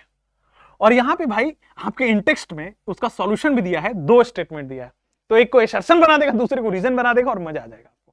आइए, कह रहा है SiF6-2 इज नोन। SiF6 तो एग्जिस्ट करता है, बट जो SiCl6 है वो नहीं एग्जिस्ट करता है। काहे? SiF6 में ऐसे क्या खास गुण है कि वो एग्जिस्ट कर रहा है, SiCl6 एग्जिस्ट नहीं कर रहा है? पहला रीजन, सर सिलिकॉन यहां पे +4 में है, ठीक है, छोटा साइज हो गया, जितना बड़ा चार्ज उतना छोटा साइज। वैसे भी ये थर्ड पीरियड का है, ये छोटा ही साइज होगा, और +4 के आने से और छोटा साइज हो गया, +4 के आने से और छोटा साइज हो गया। अब सर ये सिलिकॉन है और क्लोरीन भी थर्ड पीरियड का है, तो क्लोरीन माइनस का साइज थोड़ा बड़ा है इससे। क्लोरीन माइनस जो है ना, क्लोरीन माइनस 6 क्लोरीन, ध्यान दीजिएगा, 1 2 3 4 5 भी बड़े मुश्किल से आ रहा है, तो 6 क्लोरीन इस छोटे से सिलिकॉन +4 के चारों तरफ नहीं आ सकता। इसका लॉजिक यह है कि 6 big Cl- ions can not accommodate around a small Si+4 ion. English छोड़िए, 6 बड़े क्लोराइड आयंस एक छोटे से Si+4 के चारों तरफ एडजस्ट नहीं हो सकते। क्यों? Because of the steric reason या because of the limitation of size, ठीक है ना। तो पहला असर्शन यही होगा कि भाई क्यों ऐसा एग्जिस्ट नहीं करता है, 6 Cl- ions can not accommodate, भाई एकोमोडेट नहीं हो सकता, can not accommodate around Si+4, ठीक है ना, Si+4 because of limitation of size, ठीक है ना, साइज का लिमिटेशन है, because of limitation of size, size का बच्चे लिमिटेशन है। तो छोटा सा सिलिकॉन है, उसके चारों तरफ 6 बड़े बड़े क्लोरीन नहीं हो सकते। अच्छा, अब आते हैं दूसरा, वही रीजन, अब इसका एक और रीजन है। एक और रीजन यह है कि जो लोन पेयर ऑफ क्लोरीन है, लोन पेयर ऑफ क्लोरीन यहां पे लिखो, interaction between lone pair of chlorine and interaction between lone pair of chlorine and Si+4 is not as strong. Lone pair of chlorine and interaction between lone pair of chlorine and Si+4 is not as strong. Interaction between lone pair of chlorine and Si+4 is not as strong. ये हो जाएगा आपके पास कि SiF6-2 is known, whereas SiCl6-2 is not known. Give possible reasons. ये दोनों है कि भाई क्लोरीन का जो लोन पेयर है वो Si+4 के साथ जो इंटरेक्शन है वो स्ट्रांग नहीं है। और क्यों स्ट्रांग नहीं है? क्योंकि सर एडजस्ट ही नहीं हो पा रहा है, उसके चारों तरफ लग ही नहीं पा रहा है। अब लगेगा नहीं तो एग्जिस्ट नहीं करेगा। वीवीआईपी लग रहा है मेरे को, अब बाकी आप देख सकते हैं, ठीक है ना। मैंने अपना आपको बता दिया। चलिए अब आते हैं एनोमेलस बिहेवियर ऑफ कार्बन, ठीक है। अब आते हैं एनोमेलस बिहेवियर ऑफ कार्बन, फिर कैटिनेशन और फिर एलोट्रोप ऑफ कार्बन, ठीक है। उसमें डायमंड और ग्रेफाइट आ जाता है। तो एनोमेलस बिहेवियर ऑफ कार्बन जब हम पढ़ रहे हैं तो एनोमेलस बिहेवियर ऑफ कार्बन में इंपॉर्टेंट टर्म्स एंड, हाँ आइए, कार्बन एनोमेलस बिहेवियर क्यों शो करेगा बाकियों से? कार्बन जो है वो अलग बिहेवियर शो कर रहा है बाकियों से। एनोमेलस बिहेवियर का मतलब ये हुआ कि कार्बन अलग बिहेवियर शो करता है सिलिकॉन, जर्मेनियम, टिन और लेड से। Why? Again anomalous behaviour of carbon because of A small size, क्योंकि भाई इसका साइज छोटा है, स्मॉल साइज है, सेकेंड पीरियड का है। सर अगर छोटा साइज है तो ज्यादा एनर्जी लगेगा इलेक्ट्रॉन निकालने में, तो कॉमा लिखो high ionisation energy. A small size high ionisation energy. अगर आयोनाइजेशन एनर्जी ज्यादा है तो इसका मतलब, अब छोटा साइज है तो भाई साहब खींचेगा भी तो, न्यूक्लियस पास में है। अगर न्यूक्लियस पास में है तो sir high electronegativity. Small size के साथ साथ ये सारे होते हैं, साथ में अनअवेलेबिलिटी ऑफ डी ऑर्बिटल, या फिर लिखो absence of D orbital, comma absence of D orbital, ठीक है ना, comma absence of D orbital. बात क्लियर हुई? Important trends and anomalous behaviour of carbon, छोटा साइज है, ज्यादा एनर्जी लगेगा इलेक्ट्रॉन निकालने में, ज्यादा अट्रैक्शन करेगा, and absence of D orbital. इस वजह से ये अलग अलग बिहेवियर शो करेगा, लेकिन बाकियों के साथ बिग साइज है, बाकियों का एनर्जी कम लगेगा, बाकियों में अट्रैक्शन कम लगेगा, बाकियों में डी ऑर्बिटल है भाई। अच्छा, ओके, हाँ जी, ठीक है। अब नेक्स्ट पे आ जाते हैं कि सर अब इसके पास डी ऑर्बिटल नहीं है तो पी बॉन्ड बनाएगा, ठीक है ना, कि इसके पास डी ऑर्बिटल तो है ही नहीं, तो carbon forms P multiple bond. Carbon जो है इसके पास डी ऑर्बिटल तो है ही नहीं, तो पाई बॉन्ड क्या बनाएगा? पी मल्टीपल बॉन्ड बनाएगा। अब पी मल्टीपल बॉन्ड का मतलब हो गया कि सर क्या बनाएगा? सी ट्रिपल बॉन्ड सी, है ना, देखो p multiple bond, C double bond C, भाई सी डबल बॉन्ड एन, भाई सी ट्रिपल बॉन्ड एन, यहां पे देखो C double bond S, C double bond ओ।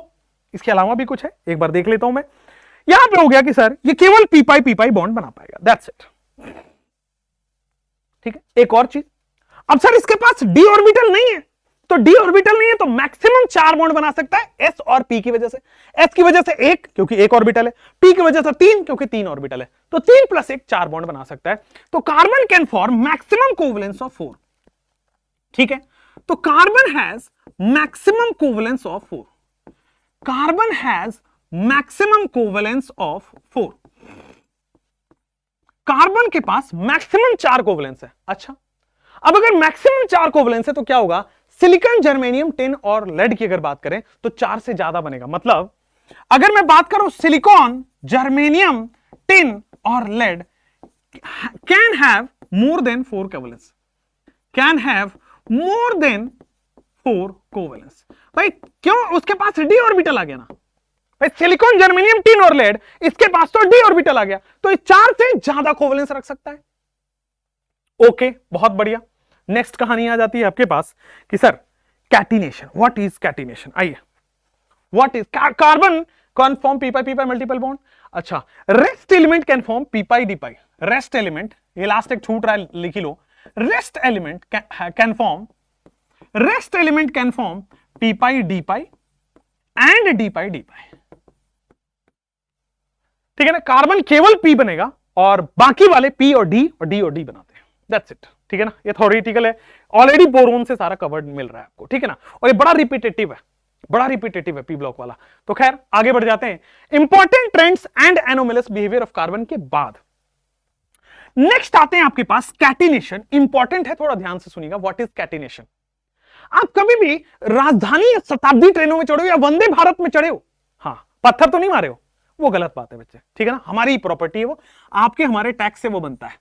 अब यहां पे आ जाओ, ये ट्रेन का डब्बा जैसे देखते हो, राजधानी में सारे लाल कलर के एसी डब्बे होते हैं, शताब्दी में एक ही कलर के सारे डब्बे होते हैं, वंदे भारत में व्हाइट कलर के कांच वाले, शीशे वाले सारे एक तरह के डब्बे होते हैं, ठीक है। तो दिस इज कैटिनेशन, मतलब सेल्फ लिंकिंग टेंडेंसी, खुद से खुद का जुड़ना through covalent bond is catenation, ठीक है ना।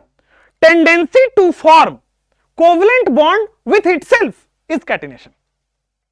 Tendency to form covalent bond through itself is catenation.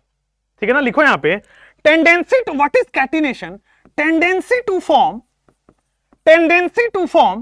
Covalent bond, tendency to form covalent bond through, tendency to form covalent bond through itself, with itself, not through itself, tendency to form covalent bond with itself, खुद के साथ ही covalent bond बनाना। जैसे आपने देखा होगा carbon carbon carbon carbon carbon, बहुत long chain होता है, दिस इज कैटिनेशन।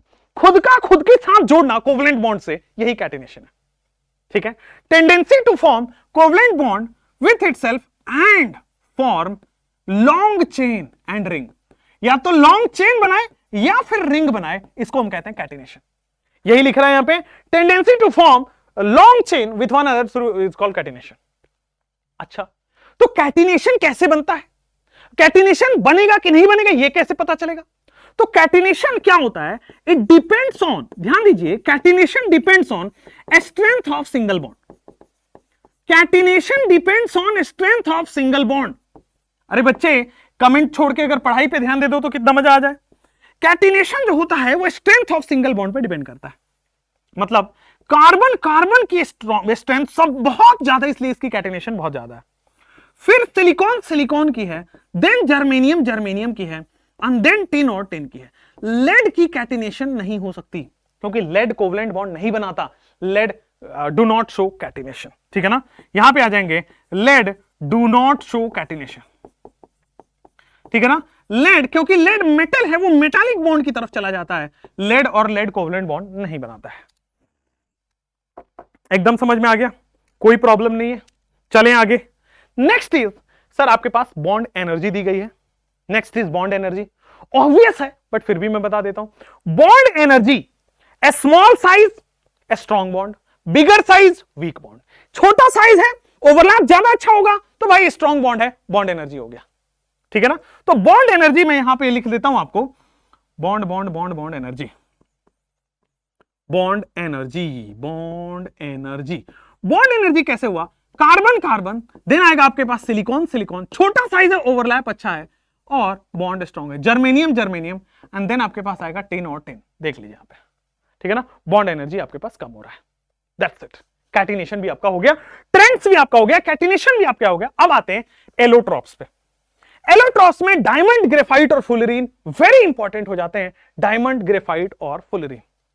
ठीक है, उसके बाद कार्बन मोनोऑक्साइड, कार्बन डाइऑक्साइड है, उसका एक टेबल आता है, फिर आपका SiO2 करके सिलिकॉन खत्म हो जाता है। चलिए आइए, कैटिनेशन के बाद हमारे पास आएगा एलोट्रॉप्स ऑफ कार्बन। ठीक, अब एलोट्रॉप आपके पास होते हैं दो।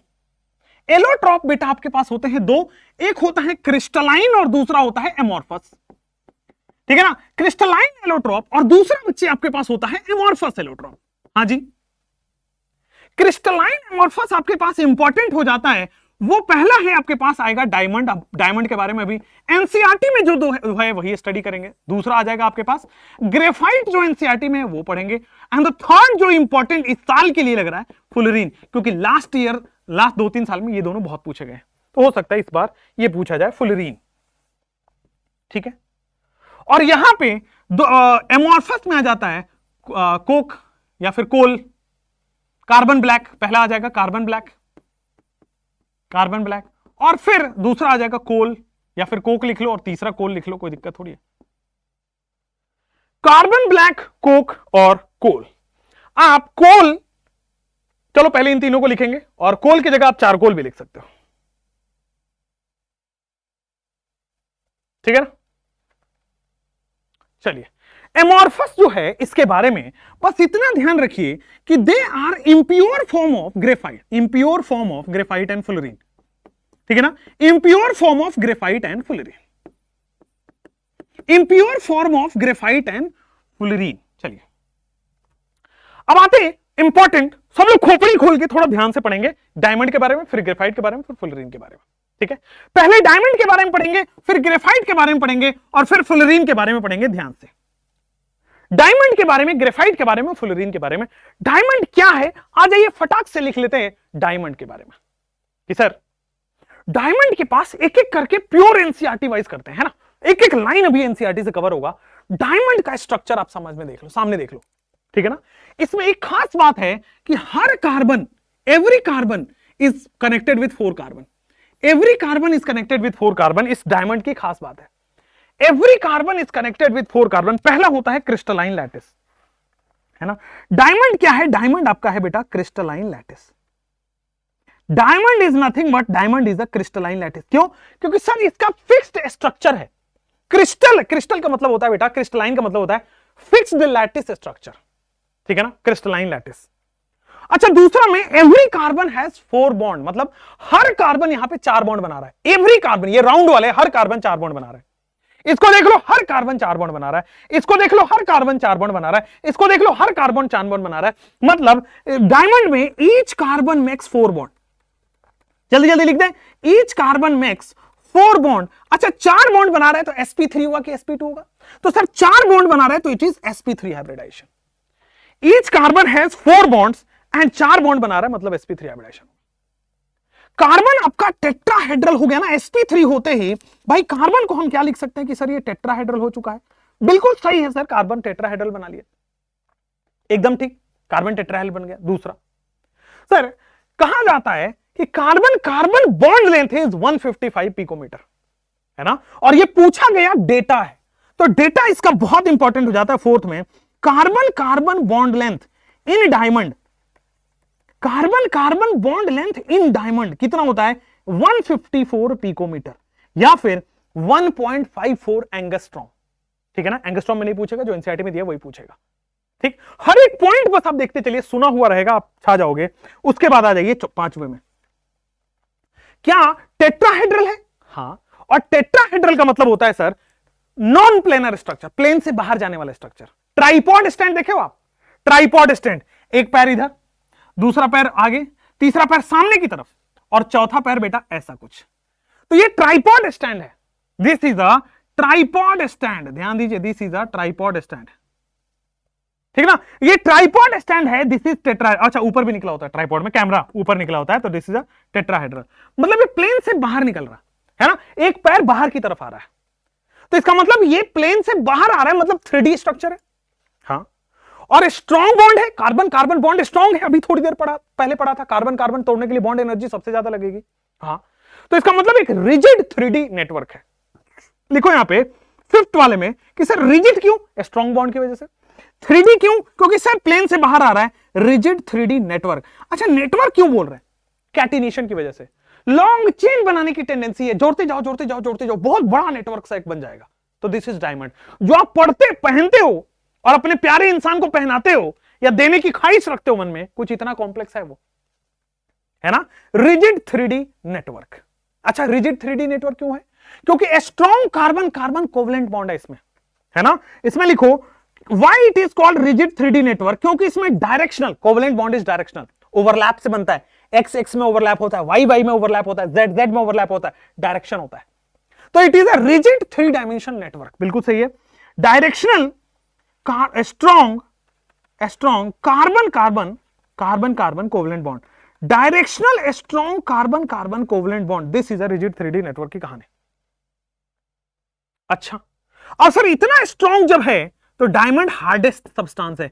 अकॉर्डिंग टू एनसीईआरटी बेटा डायमंड हार्डेस्ट सब्सटेंस है, बट अगर आप गूगल करोगे तो हार्डेस्ट सब्सटेंस अब चेंज हो गया, बट एनसीईआरटी ने चेंज नहीं किया है, इसलिए हम भी एनसीईआरटी जिंदाबाद करके चलेंगे। डायमंड जो है बच्चे वो हार्डेस्ट सब्सटेंस में एनसीईआरटी अभी भी काउंट कर रहा है, हम कर लेंगे, ठीक है ना। वैसे अभी कार्बाइड और वो सब भी आ चुके हैं, स्ट्रॉन्ग हार्डेस्ट, डायमंड से भी हार्डेस्ट खोज हो चुकी है, बट एनसीईआरटी कहता है तो हम इसको मान के चलेंगे, diamond is the hardest substance. अच्छा, हार्डेस्ट सब्सटेंस है मतलब टूटेगा नहीं, टूटेगा नहीं तो क्या होता है, जो बहुत नुकीले और बहुत तीखे टूल्स होते हैं उसको तेज करने के लिए इसका इस्तेमाल किया जाता है। तो used for hardening of, used as abrasive. Abrasive का मतलब समझते हो, जिस पर रगड़ा जाए, जिस पर रगड़ा जाए वो एब्रेसिव है। Used as abrasive for sharpening of hard tool. अब हार्ड टूल्स जो होते हैं, मशीनरी टूल्स, उनको जब आप नुकीला करना होता है तो इन्हीं के ऊपर रगड़ते हैं, क्यों? क्योंकि वो टूटेगा नहीं। तो used as abrasive, used as abrasive for sharpening of hard tool, used as abrasive for sharpening of hard tools, ठीक है ना। हार्ड टूल्स को शार्पनिंग करने के लिए हम इसका इस्तेमाल करते हैं। 8वां, सर इसको टंगस्टन बनाने में काम आता है। जो आप बिजली देखते हो, कौन सी बिजली, वो वाली नहीं, बिजली इलेक्ट्रिसिटी की बात कर रहा हूं। इलेक्ट्रिसिटी जो आप बल्ब में फिलामेंट से आती है वो यहां पे रखते हैं, तो used as a filament, used to make tungsten. Tungsten बनाने के लिए, यूज्ड टू मेक टंगस्टन, ठीक है ना, फिलामेंट, फिलामेंट बनाने के लिए आपको इस्तेमाल करते हैं, used to make tungsten filament. Clear है, समझ में आया, कोई दिक्कत नहीं है, आगे बढ़ सकते हैं। इसके अलावा एक पॉइंट आपसे नहीं पूछा जाएगा क्योंकि एनसीईआरटी में इससे ज्यादा नहीं दिया हुआ है। एनटीए की मजबूरी है एनसीईआरटी से पूछना, आप इसका फायदा उठाइए बच्चों।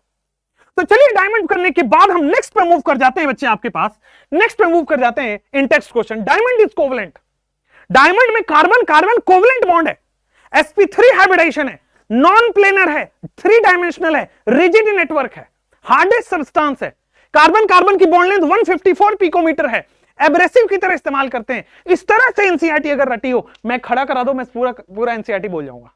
इस तरह से एनसीईआरटी रुकी हो, 10 मिनट में आपके 15 इनऑर्गेनिक क्वेश्चन सॉल्व कर देता हूं, अगले 15 मिनट में मैं पूरे ऑर्गेनिक के क्वेश्चन सॉल्व कर देता हूं। अभी ऑर्गेनिक जब पढ़ाऊंगा ना तो अंदर हीमोग्लोबिन कम हो जाएगा और बेटा केमिस्ट्री बढ़ जाएगी। अभी रुकिए आप। Diamond is covalent yet it has high melting point. भाई कोवलेंट है फिर भी हाई मेल्टिंग पॉइंट है, क्यों बताओ सर? यहां पे रिजिड 3 डायमेंशनल नेटवर्क है सर, बहुत हार्ड सब्सटेंस है, रिजिड 3 डायमेंशनल नेटवर्क सॉलिड, इसको क्या बोलते हैं? रिजिड 3 डायमेंशनल नेटवर्क सॉलिड है ये। Why diamond? Diamond has a 3 dimensional network solid and very strong covalent carbon carbon covalent bond and very strong carbon carbon covalent bond, very strong carbon carbon covalent bond, very strong carbon carbon covalent bond, ठीक है ना। तो rigid 3D network है and very strong carbon carbon covalent bond है। Diamond अपना covalent है, still इसके पास वेरी हाई मेल्टिंग पॉइंट है बिकॉज ऑफ दिस। एकदम समझ में आया, आगे बढ़ जाएं। चलिए नेक्स्ट आ जाते हैं हम आपके ग्रेफाइट पे। ग्रेफाइट, अब ग्रेफाइट के बारे में पूछा जाता है कि सर स्टेबल है कि अनस्टेबल है। पहली तो बात बता दो, thermodynamically most stable form of most stable allotrope of carbon. अगर हम हीट देने के बाद कौन टूटेगा? तो ग्रेफाइट सबसे लेट टूटेगा। थर्मोडायनेमिकली स्टेबल का मतलब हीट देने के बाद भी कौन स्टेबल है? तो ग्रेफाइट। तो ग्रेफाइट के बारे में सबसे पहला स्टेटमेंट आता है कि thermodynamically most stable allotrope, thermodynamically most stable allotrope. अच्छा जी, thermodynamically most stable allotrope of carbon, thermodynamically most stable allotrope of carbon हो गया। Okay, next thermodynamically most stable.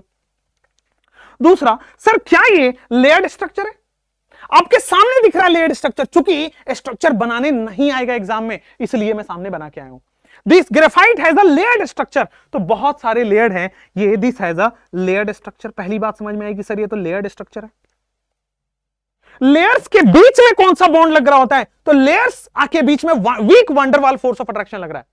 Layer A layer B में weak van der Waals force of attraction लग रहा है, तो these layers are held by weak van der Waals force of attraction. Third point कि layers are held by weak van der Waals force of attraction, layers are held by weak van der Waals force of attraction. अच्छा, दूसरा चौथा point आपके क्या लिखा हुआ है? Next point आपके लिखा हुआ है कि लेयर्स के बीच का डिस्टेंस क्या है? What is the distance between the layers? तो भाई distance between the layers are 340 picometre. Distance between layers, ध्यान दीजिए वहां पे कार्बन कार्बन बॉन्ड लेंथ की बात कर रहा था, 155 पिकोमीटर, हाँ या ना? और यहां पे भाई लेयर्स के बीच की डिस्टेंस है 340 पिकोमीटर। लाइव है कि रिकॉर्डेड है? क्या चैट चल रहा है आप लोगों का? आगे बढ़े, इस तरह से करेंगे बच्चों, पढ़ाने में मजा नहीं आएगा, मैं पहले बता रहा हूं। पढ़ाने वाले पढ़ने वाले बनिए। Distance between layers is 340 picometre. यहां पे जो कार्बन कार्बन बॉन्ड लेंथ है वो वहां से कम है, 141.5, 141 डिग्री, ठीक है ना। Bond length of carbon, bond length of carbon, bond length of bond length of carbon कितना हो जाएगा? 141, 141 पिकोमीटर। ग्रेफाइट से यहां कम हो चुका है, बोलो हाँ या ना? 154 पिकोमीटर से कम हो चुका है। समझ में आया? अब देखो वहां पे बॉन्ड लेंथ ज्यादा था, यहां पे बॉन्ड लेंथ कम है, इसीलिए ज्यादा स्ट्रॉन्ग बॉन्ड है। ठीक है ना, इन लेयर्स के बीच में बॉन्ड लेंथ कम है, इसलिए ज्यादा स्टेबल है, इसलिए हीट देने पे नहीं टूट रहा है। तो bond length of carbon is 141.5 picometre. यहां तक हो गया। चलिए सर, सिक्स्थ बात जो आता है वो आता है, हर कार्बन कितने बॉन्ड बनाया है, किसी को भी देख लो, इसको देखो, इस कार्बन ने केवल 3 बॉन्ड बनाए हैं। किसी को भी घेर दो तो भाई ये कार्बन ने 3 बॉन्ड बनाया है, ये कार्बन ने 3 बॉन्ड बनाया है, ये कार्बन ने 3 बॉन्ड बनाया है, ये कार्बन ने 3 बॉन्ड बनाया, तो each carbon is making 3 bonds. इसमें ग्रेफाइट के अंदर ईच कार्बन हैज 3 बॉन्ड्स, और 3 बॉन्ड का मतलब क्या हो जाएगा, ये sp2 hybridisation. Each carbon has 3 bonds का मतलब हो गया sp2 हाइब्रिडाइजेशन। ठीक है ना, sp2 हाइब्रिडाइजेशन होने के बाद अब आइए, तो कार्बन के पास तो 4 बॉन्ड होता है। सुनो सुनो सुनो, खोपड़ी खोलो, कार्बन के पास तो 4 बॉन्ड होता है, और 4 बॉन्ड सर 3 ही बॉन्ड तो बन रहा है, तो चौथा इलेक्ट्रॉन पाई बॉन्ड बनाता है। Fourth electron makes pi bond. यहां पे लिखो 7वां पॉइंट कि सर 3 ही बॉन्ड बना रहा है, लेकिन कार्बन के पास तो 4 बॉन्ड होता है, तो fourth electron makes pi bond. Fourth electron makes pi bond, चौथा इलेक्ट्रॉन जो है बेटा वो पाई बॉन्ड बनाता है। ओके, चौथा इलेक्ट्रॉन पाई बॉन्ड बनाता है। अच्छा, एक और चीज, फोर्थ इलेक्ट्रॉन जो है, देखो यहां पे भी एक चौथा इलेक्ट्रॉन है, यहां पे भी एक चौथा इलेक्ट्रॉन है, इन दोनों के बीच में पाई बॉन्ड बन जाएगा।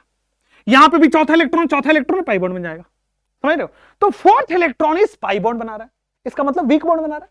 हाँ, fourth electron generally pi bond बना लेता है और वीक भी है, साथ में fourth electron is weak, fourth electron is mobile. Fourth electron इसकी मन करे वो लेफ्ट से पाई बॉन्ड बना ले, राइट से पाई बॉन्ड बना ले।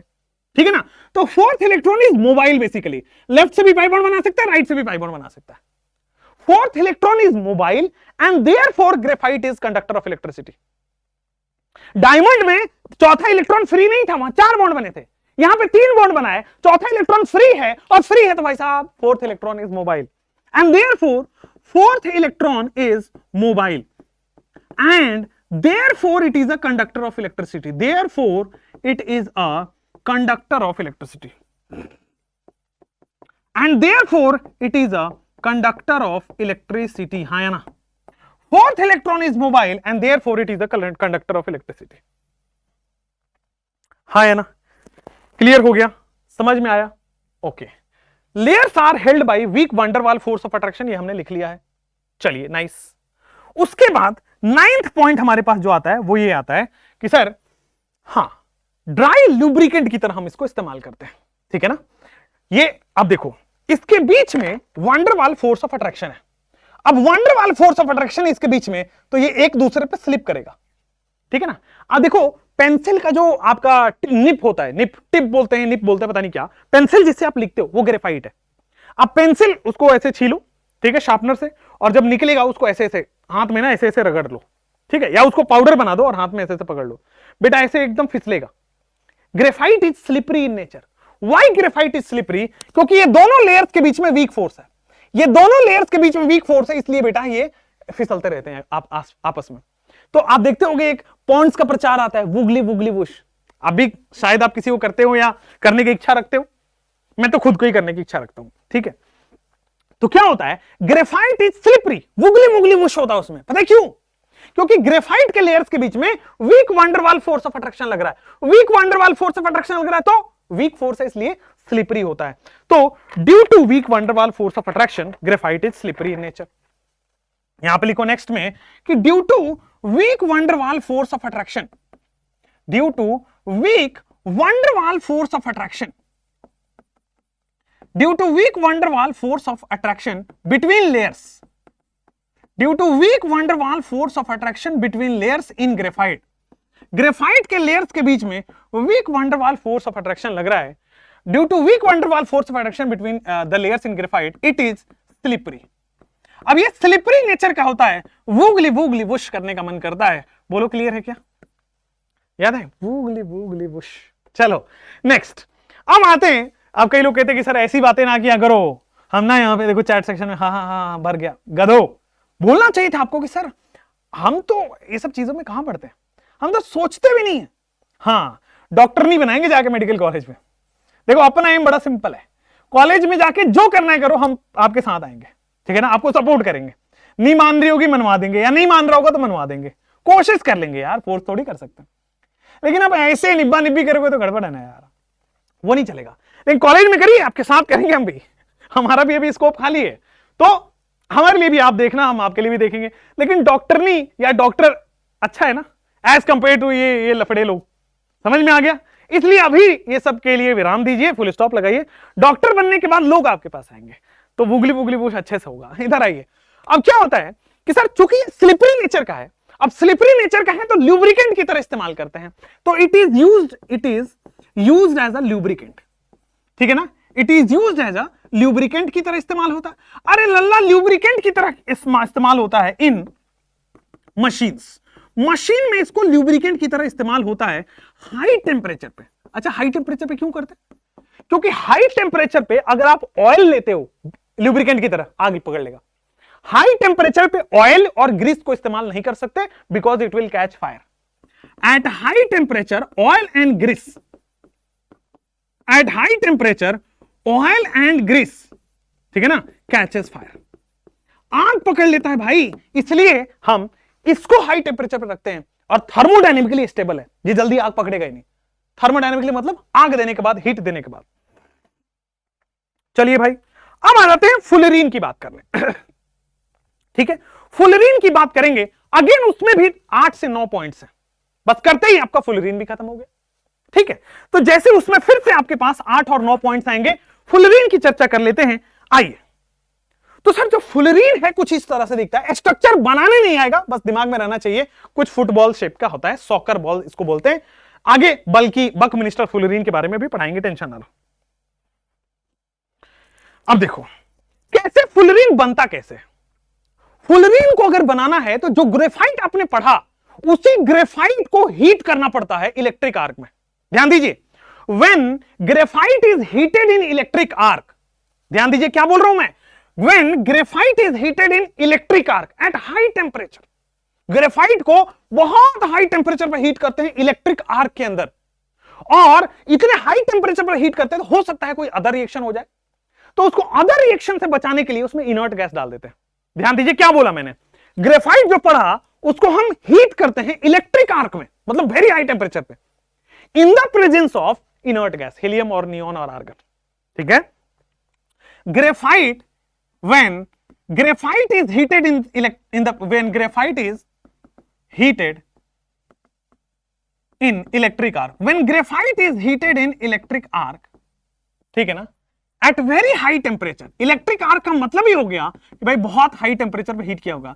when graphite is heated in electric arc at very high temperature, ठीक है ना, in the presence of inert gas, when graphite is heated in electric arc, ठीक है ना, at very high temperature in the presence of inert gas, inert gas की presence में, in the presence of inert gas, और inert gas कौन सा होता है, helium and argon, then fullerenes are formed. ठीक है ना, इस वे से आपके पास फुलरीन फॉर्मेशन होता है, then fullerene is formed. Okay भाई, फुलरीन का फॉर्मेशन होता है, बिल्कुल सही बात है, समझ में भी आ गया। When graphite is heated in electric arc at very high temperature in the presence of inert gas, fullerene is formed. Wow, amazing, fullerene का फॉर्मेशन हो गया। चलिए नेक्स्ट, अब आ जाते हैं भाई, जो ग्रेफाइट होता है वो थर्मोडायनेमिकली स्टेबल है, लेकिन अगर आपसे पूछे pure form of pure allotrope कौन है, तो फुलरीन है। Fullerene is the pure form of carbon. कहां गया पेन, फुलरीन जो है it is pure form of carbon. अच्छा, प्योर क्यों है, प्योर क्या है, क्योंकि सर फुलरीन का क्लोज्ड स्ट्रक्चर है। अब क्लोज्ड स्ट्रक्चर है तो इसमें डैंगलिंग बॉन्ड नहीं है। अब खोपड़ी खोलना पड़ेगा, डैंगलिंग बॉन्ड समझाता हूं, ध्यान दीजिए। व्हाट इज डैंगलिंग बॉन्ड, पहले तो समझ लिया कि प्योर फॉर्म है, बिकॉज अभी आएंगे अभी इस पे, बिकॉज अभी बिकॉज क्या है समझ आता हूं। डैंगलिंग बॉन्ड क्या होता है, देखो ग्रेफाइट और जो आपका डायमंड है, ग्रेफाइट और डायमंड के जो सरफेस एटम है, सरफेस एटम मतलब एंड एटम्स, वो सरफेस एटम के पास फ्री वैलेंसी है ना, ग्रेफाइट में भी है और डायमंड में भी है। तो ग्रेफाइट एंड डायमंड के सरफेस एटम पे फ्री वैलेंसी है, और वो जो फ्री वैलेंसी है वो इंप्यूरिटी से बॉन्ड बना लेता है। तो the surface atom of graphite and diamond have free valency and they form bond with impurity, and that is known as dangling bond.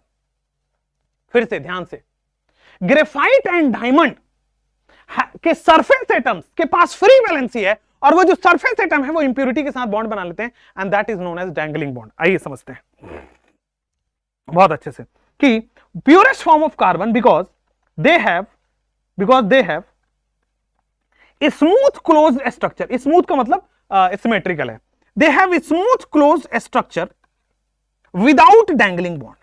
अच्छा, तो सबसे पहले आप समझो डैंगलिंग बॉन्ड क्या होता है। डैंगलिंग बॉन्ड का मतलब, डैंगलिंग बॉन्ड क्या होता है, आइए यहीं पे लिख देते हैं डैंगलिंग बॉन्ड क्या होता है। इन डायमंड या ग्रेफाइट, डायमंड या ग्रेफाइट में some surface atoms, in diamond slash graphite, in diamond slash graphite some surface atoms have free valency. In diamond slash graphite some surface atoms have free valency. Diamond या graphite में कुछ surface atoms के पास free valency होती है। अब ये जो फ्री वैलेंसी है ये तो बॉन्ड बनाने के लिए फ्री है ना, तो किसी भी एटम के साथ बॉन्ड बना सकता है, इनफैक्ट वो इंप्योरिटी के साथ बॉन्ड बना लेता है। अब जब वो इंप्योरिटी के साथ बॉन्ड बनाता है तो इसी को कहते हैं डैंगलिंग बॉन्ड। ठीक है, तो इन डायमंड या graphite some surface atoms have free valency, ठीक है ना, which makes bond, जो which makes या forms bond with impurity, and this bond is known as dangling bond. This bond is known as dangling bond. ये जो होता है इसको हम कहते हैं डैंगलिंग बॉन्ड। बोलो हाँ या ना। डायमंड या ग्रेफाइट में कुछ सरफेस एटम्स है जो फ्री वैलेंसी है जिनके पास, ठीक है ना, which makes या forms bond with impurity and this bond is known as dangling bond. एकदम सही है। फुलरीन समझ में आया। ग्रेफाइट को हीट करना है वेरी हाई टेम्परेचर पे इलेक्ट्रिक आर्क में। ये प्योर फॉर्म ऑफ कार्बन है क्योंकि डैंगलिंग बॉन्ड है इसके, डैंगलिंग बॉन्ड नहीं है इसके पास। और डैंगलिंग बॉन्ड क्या है कि ग्रेफाइट और डायमंड में सरफेस एटम्स के पास फ्री वैलेंसी है, और सरफेस एटम के पास फ्री वैलेंसी है, वो इंप्योरिटी से बॉन्ड बना लेता है, इंप्योरिटी से बॉन्ड बना लेता है, वही डैंगलिंग बॉन्ड है। ये डैंगलिंग बॉन्ड पूछा जा सकता है, इंपॉर्टेंट हो रहा है।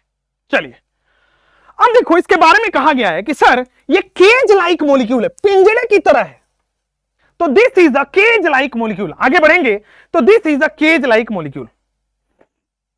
आगे बढ़ जाएं तो सर ये क्या है, this is a cage like molecule. ठीक, यहां पे आइए, this is a cage like molecule. Next point, this is a cage like molecule. चौथा पॉइंट इसमें आ गया कि sir this is a cage like molecule, ठीक है ना।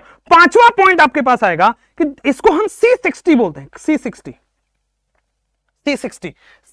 क्यों बोलते हैं? ये जो केज लाइक मॉलिक्यूल है बच्चे आपके पास, इधर आ गया, ये जो केज लाइक मॉलिक्यूल है इसमें 60 कार्बन है। ये जो डॉट्स है इसको काउंट करोगे तो 60 आ रहे हैं। इट इज C60, इसको बोलते हैं C60। क्या बोलते हैं? C60, मतलब इसमें 60 कार्बन है। ये जो केज लाइक मॉलिक्यूल है इसमें 60 कार्बन है और इसीलिए इसको बोलते हैं हम C60। बोलो हाँ या ना, C60। इसको हम सॉकर बॉल बोलते हैं। सॉकर एक गेम होता है बेटा, सॉकर बॉल, और इसको हम बकमिनिस्टर फुलरीन बोलते हैं, ठीक है ना। नाम है, बस याद रखना है, बकमिनिस्टर फुलरीन। फुलरीन की जगह C60 वाले को बकमिनिस्टर फुलरीन बोलते हैं, और इसको प्यार से बेटा शॉर्ट फॉर्म में बकी बॉल बोलते हैं। जैसे आप भी कई लोगों को प्यार से बाबू सोना बुलाते हैं, छोटे छोटे टर्म रख लेते हैं, जैसे मान लो आशुतोष नाम है तो आशु, अभिषेक नाम है तो अभी, विशाल नाम है तो कोई शॉर्ट फॉर्म नहीं है, विशु बोल देते हैं। मेरे घर वाले मुझसे प्यार करते हैं ना। आप लोग पता नहीं बी वाला पता नहीं क्या चलता है, बाबू सोना। तो C60 को सॉकर बॉल बोलो, बकमिनिस्टर फुलरीन बोलो, बकी बॉल बोलो, बात एक ही है, ठीक है ना। इस वाले पे थोड़ा राइटिंग वैसे बनता है ना, टेढ़ा हो जाता है। खैर आगे आइए सर, ये जो छठा पॉइंट है, ये C60 का मतलब क्या हुआ? 60 वर्टेक्स हैं ऑक्यूपाइड बाई कार्बन।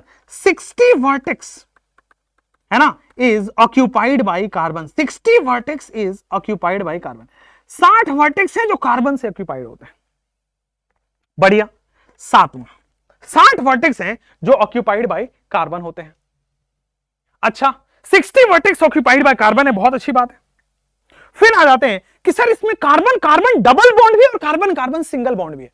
अभी तक डायमंड में कार्बन कार्बन सिंगल बॉन्ड था, ग्रेफाइट में कार्बन कार्बन डबल बॉन्ड भी आया, लेकिन यहां पे कार्बन कार्बन डबल बॉन्ड भी और कार्बन कार्बन सिंगल बॉन्ड भी है। It contains both carbon carbon single bond, भाई इनऑर्गेनिक को बहुत लिखना पड़ता है ना। It contains both carbon carbon single bond and carbon carbon double bond, ठीक है ना। इसमें भाई 5 मेंबर रिंग भी होता है और 6 मेंबर रिंग भी होता है। शायद आपने ध्यान दिया हो तो आपको चमका हो कि सर वो जो केज लाइक मॉलिक्यूल है उसमें 5 मेंबर रिंग और 6 मेंबर रिंग दोनों है। पलटो पन्ना, पन्ना पलटो, पन्ना पलटो भाई, पन्ना पलटे ही पता चला कि सर इसमें 5 मेंबर रिंग भी और 6 मेंबर रिंग भी है। आपको देखोगे तो बेटा ये 6 मेंबर रिंग आपको चमक रहा है क्या? This is a 6 member ring भी चमक रहा है। और बेटा ये जो मैं बगल में बना रहा हूं ये 5 मेंबर रिंग भी चमक रहा है क्या? तो बकी बॉल में 6 मेंबर रिंग भी और 5 मेंबर रिंग भी है। समझ में आया? It has 6 member ring also, 5 member ring also, in fact 26 member ring. कहां गया? इट हैज 5 मेंबर रिंग जो है वो 6 मेंबर रिंग 20 है और 5 मेंबर रिंग बेटा 12 है। ठीक है ना? It has 12 5 member ring and 26 member ring. It has 12 5 member ring and 26 member ring. एकदम समझ में आया? क्लियर है? चलिए, it has 12 5 member ring and 26 member ring. और आगे बढ़ जाते हैं। चलिए, अब देखो फुलरीन का एक कॉन्सेप्ट है। फुलरीन का कॉन्सेप्ट है कि जो बड़ा वाला है वो छोटे में फ्यूज हो सकता है पर छोटा वाला बड़े में फ्यूज नहीं हो सकता। मतलब जो 6 मेंबर रिंग है बड़ा वाला वो 6 से भी फ्यूज हो सकता है, 5 से भी फ्यूज हो सकता है। मतलब 6 मेंबर रिंग के बगल में 5 भी आ सकता है, 6 भी आ सकता है, लेकिन 5 मेंबर के बगल में ओनली 6 मेंबर रिंग हो सकता है। 5 छोटे वाले से नहीं मिलेगा।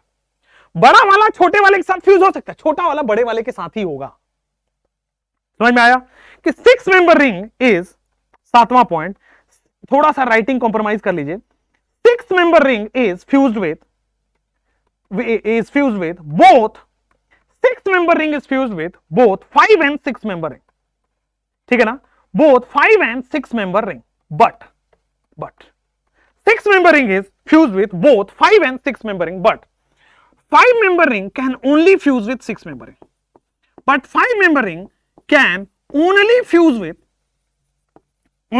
with 6 member ring. अच्छा, छोटा वाला केवल बड़े के साथ फ्यूज होगा बट बड़ा वाला छोटे के साथ भी हो सकता है।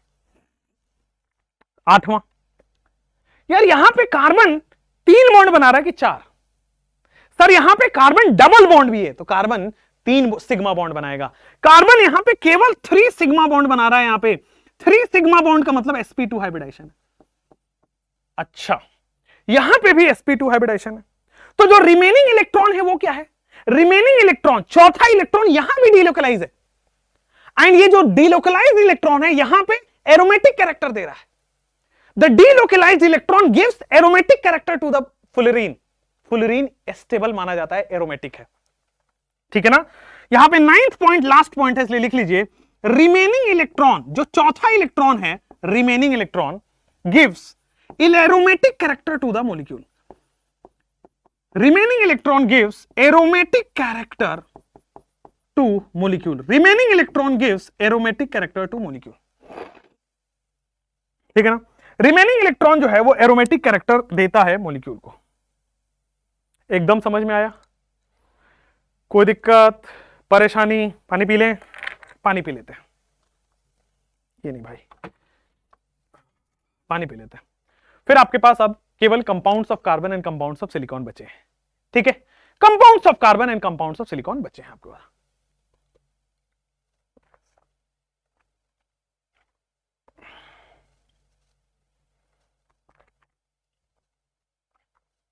ठीक है, कंपाउंड्स ऑफ कार्बन और कंपाउंड्स ऑफ सिलिकॉन बचे हैं। इसके बाद मैं एक और आपको रिकॉर्डिंग वीडियो दूंगा, ठीक है, जिसमें कंपाउंड्स ऑफ कार्बन और कंपाउंड्स ऑफ सिलिकॉन आपका कवर होगा। ठीक है बच्चे, चलिए, thank you so much, all the best, bye bye.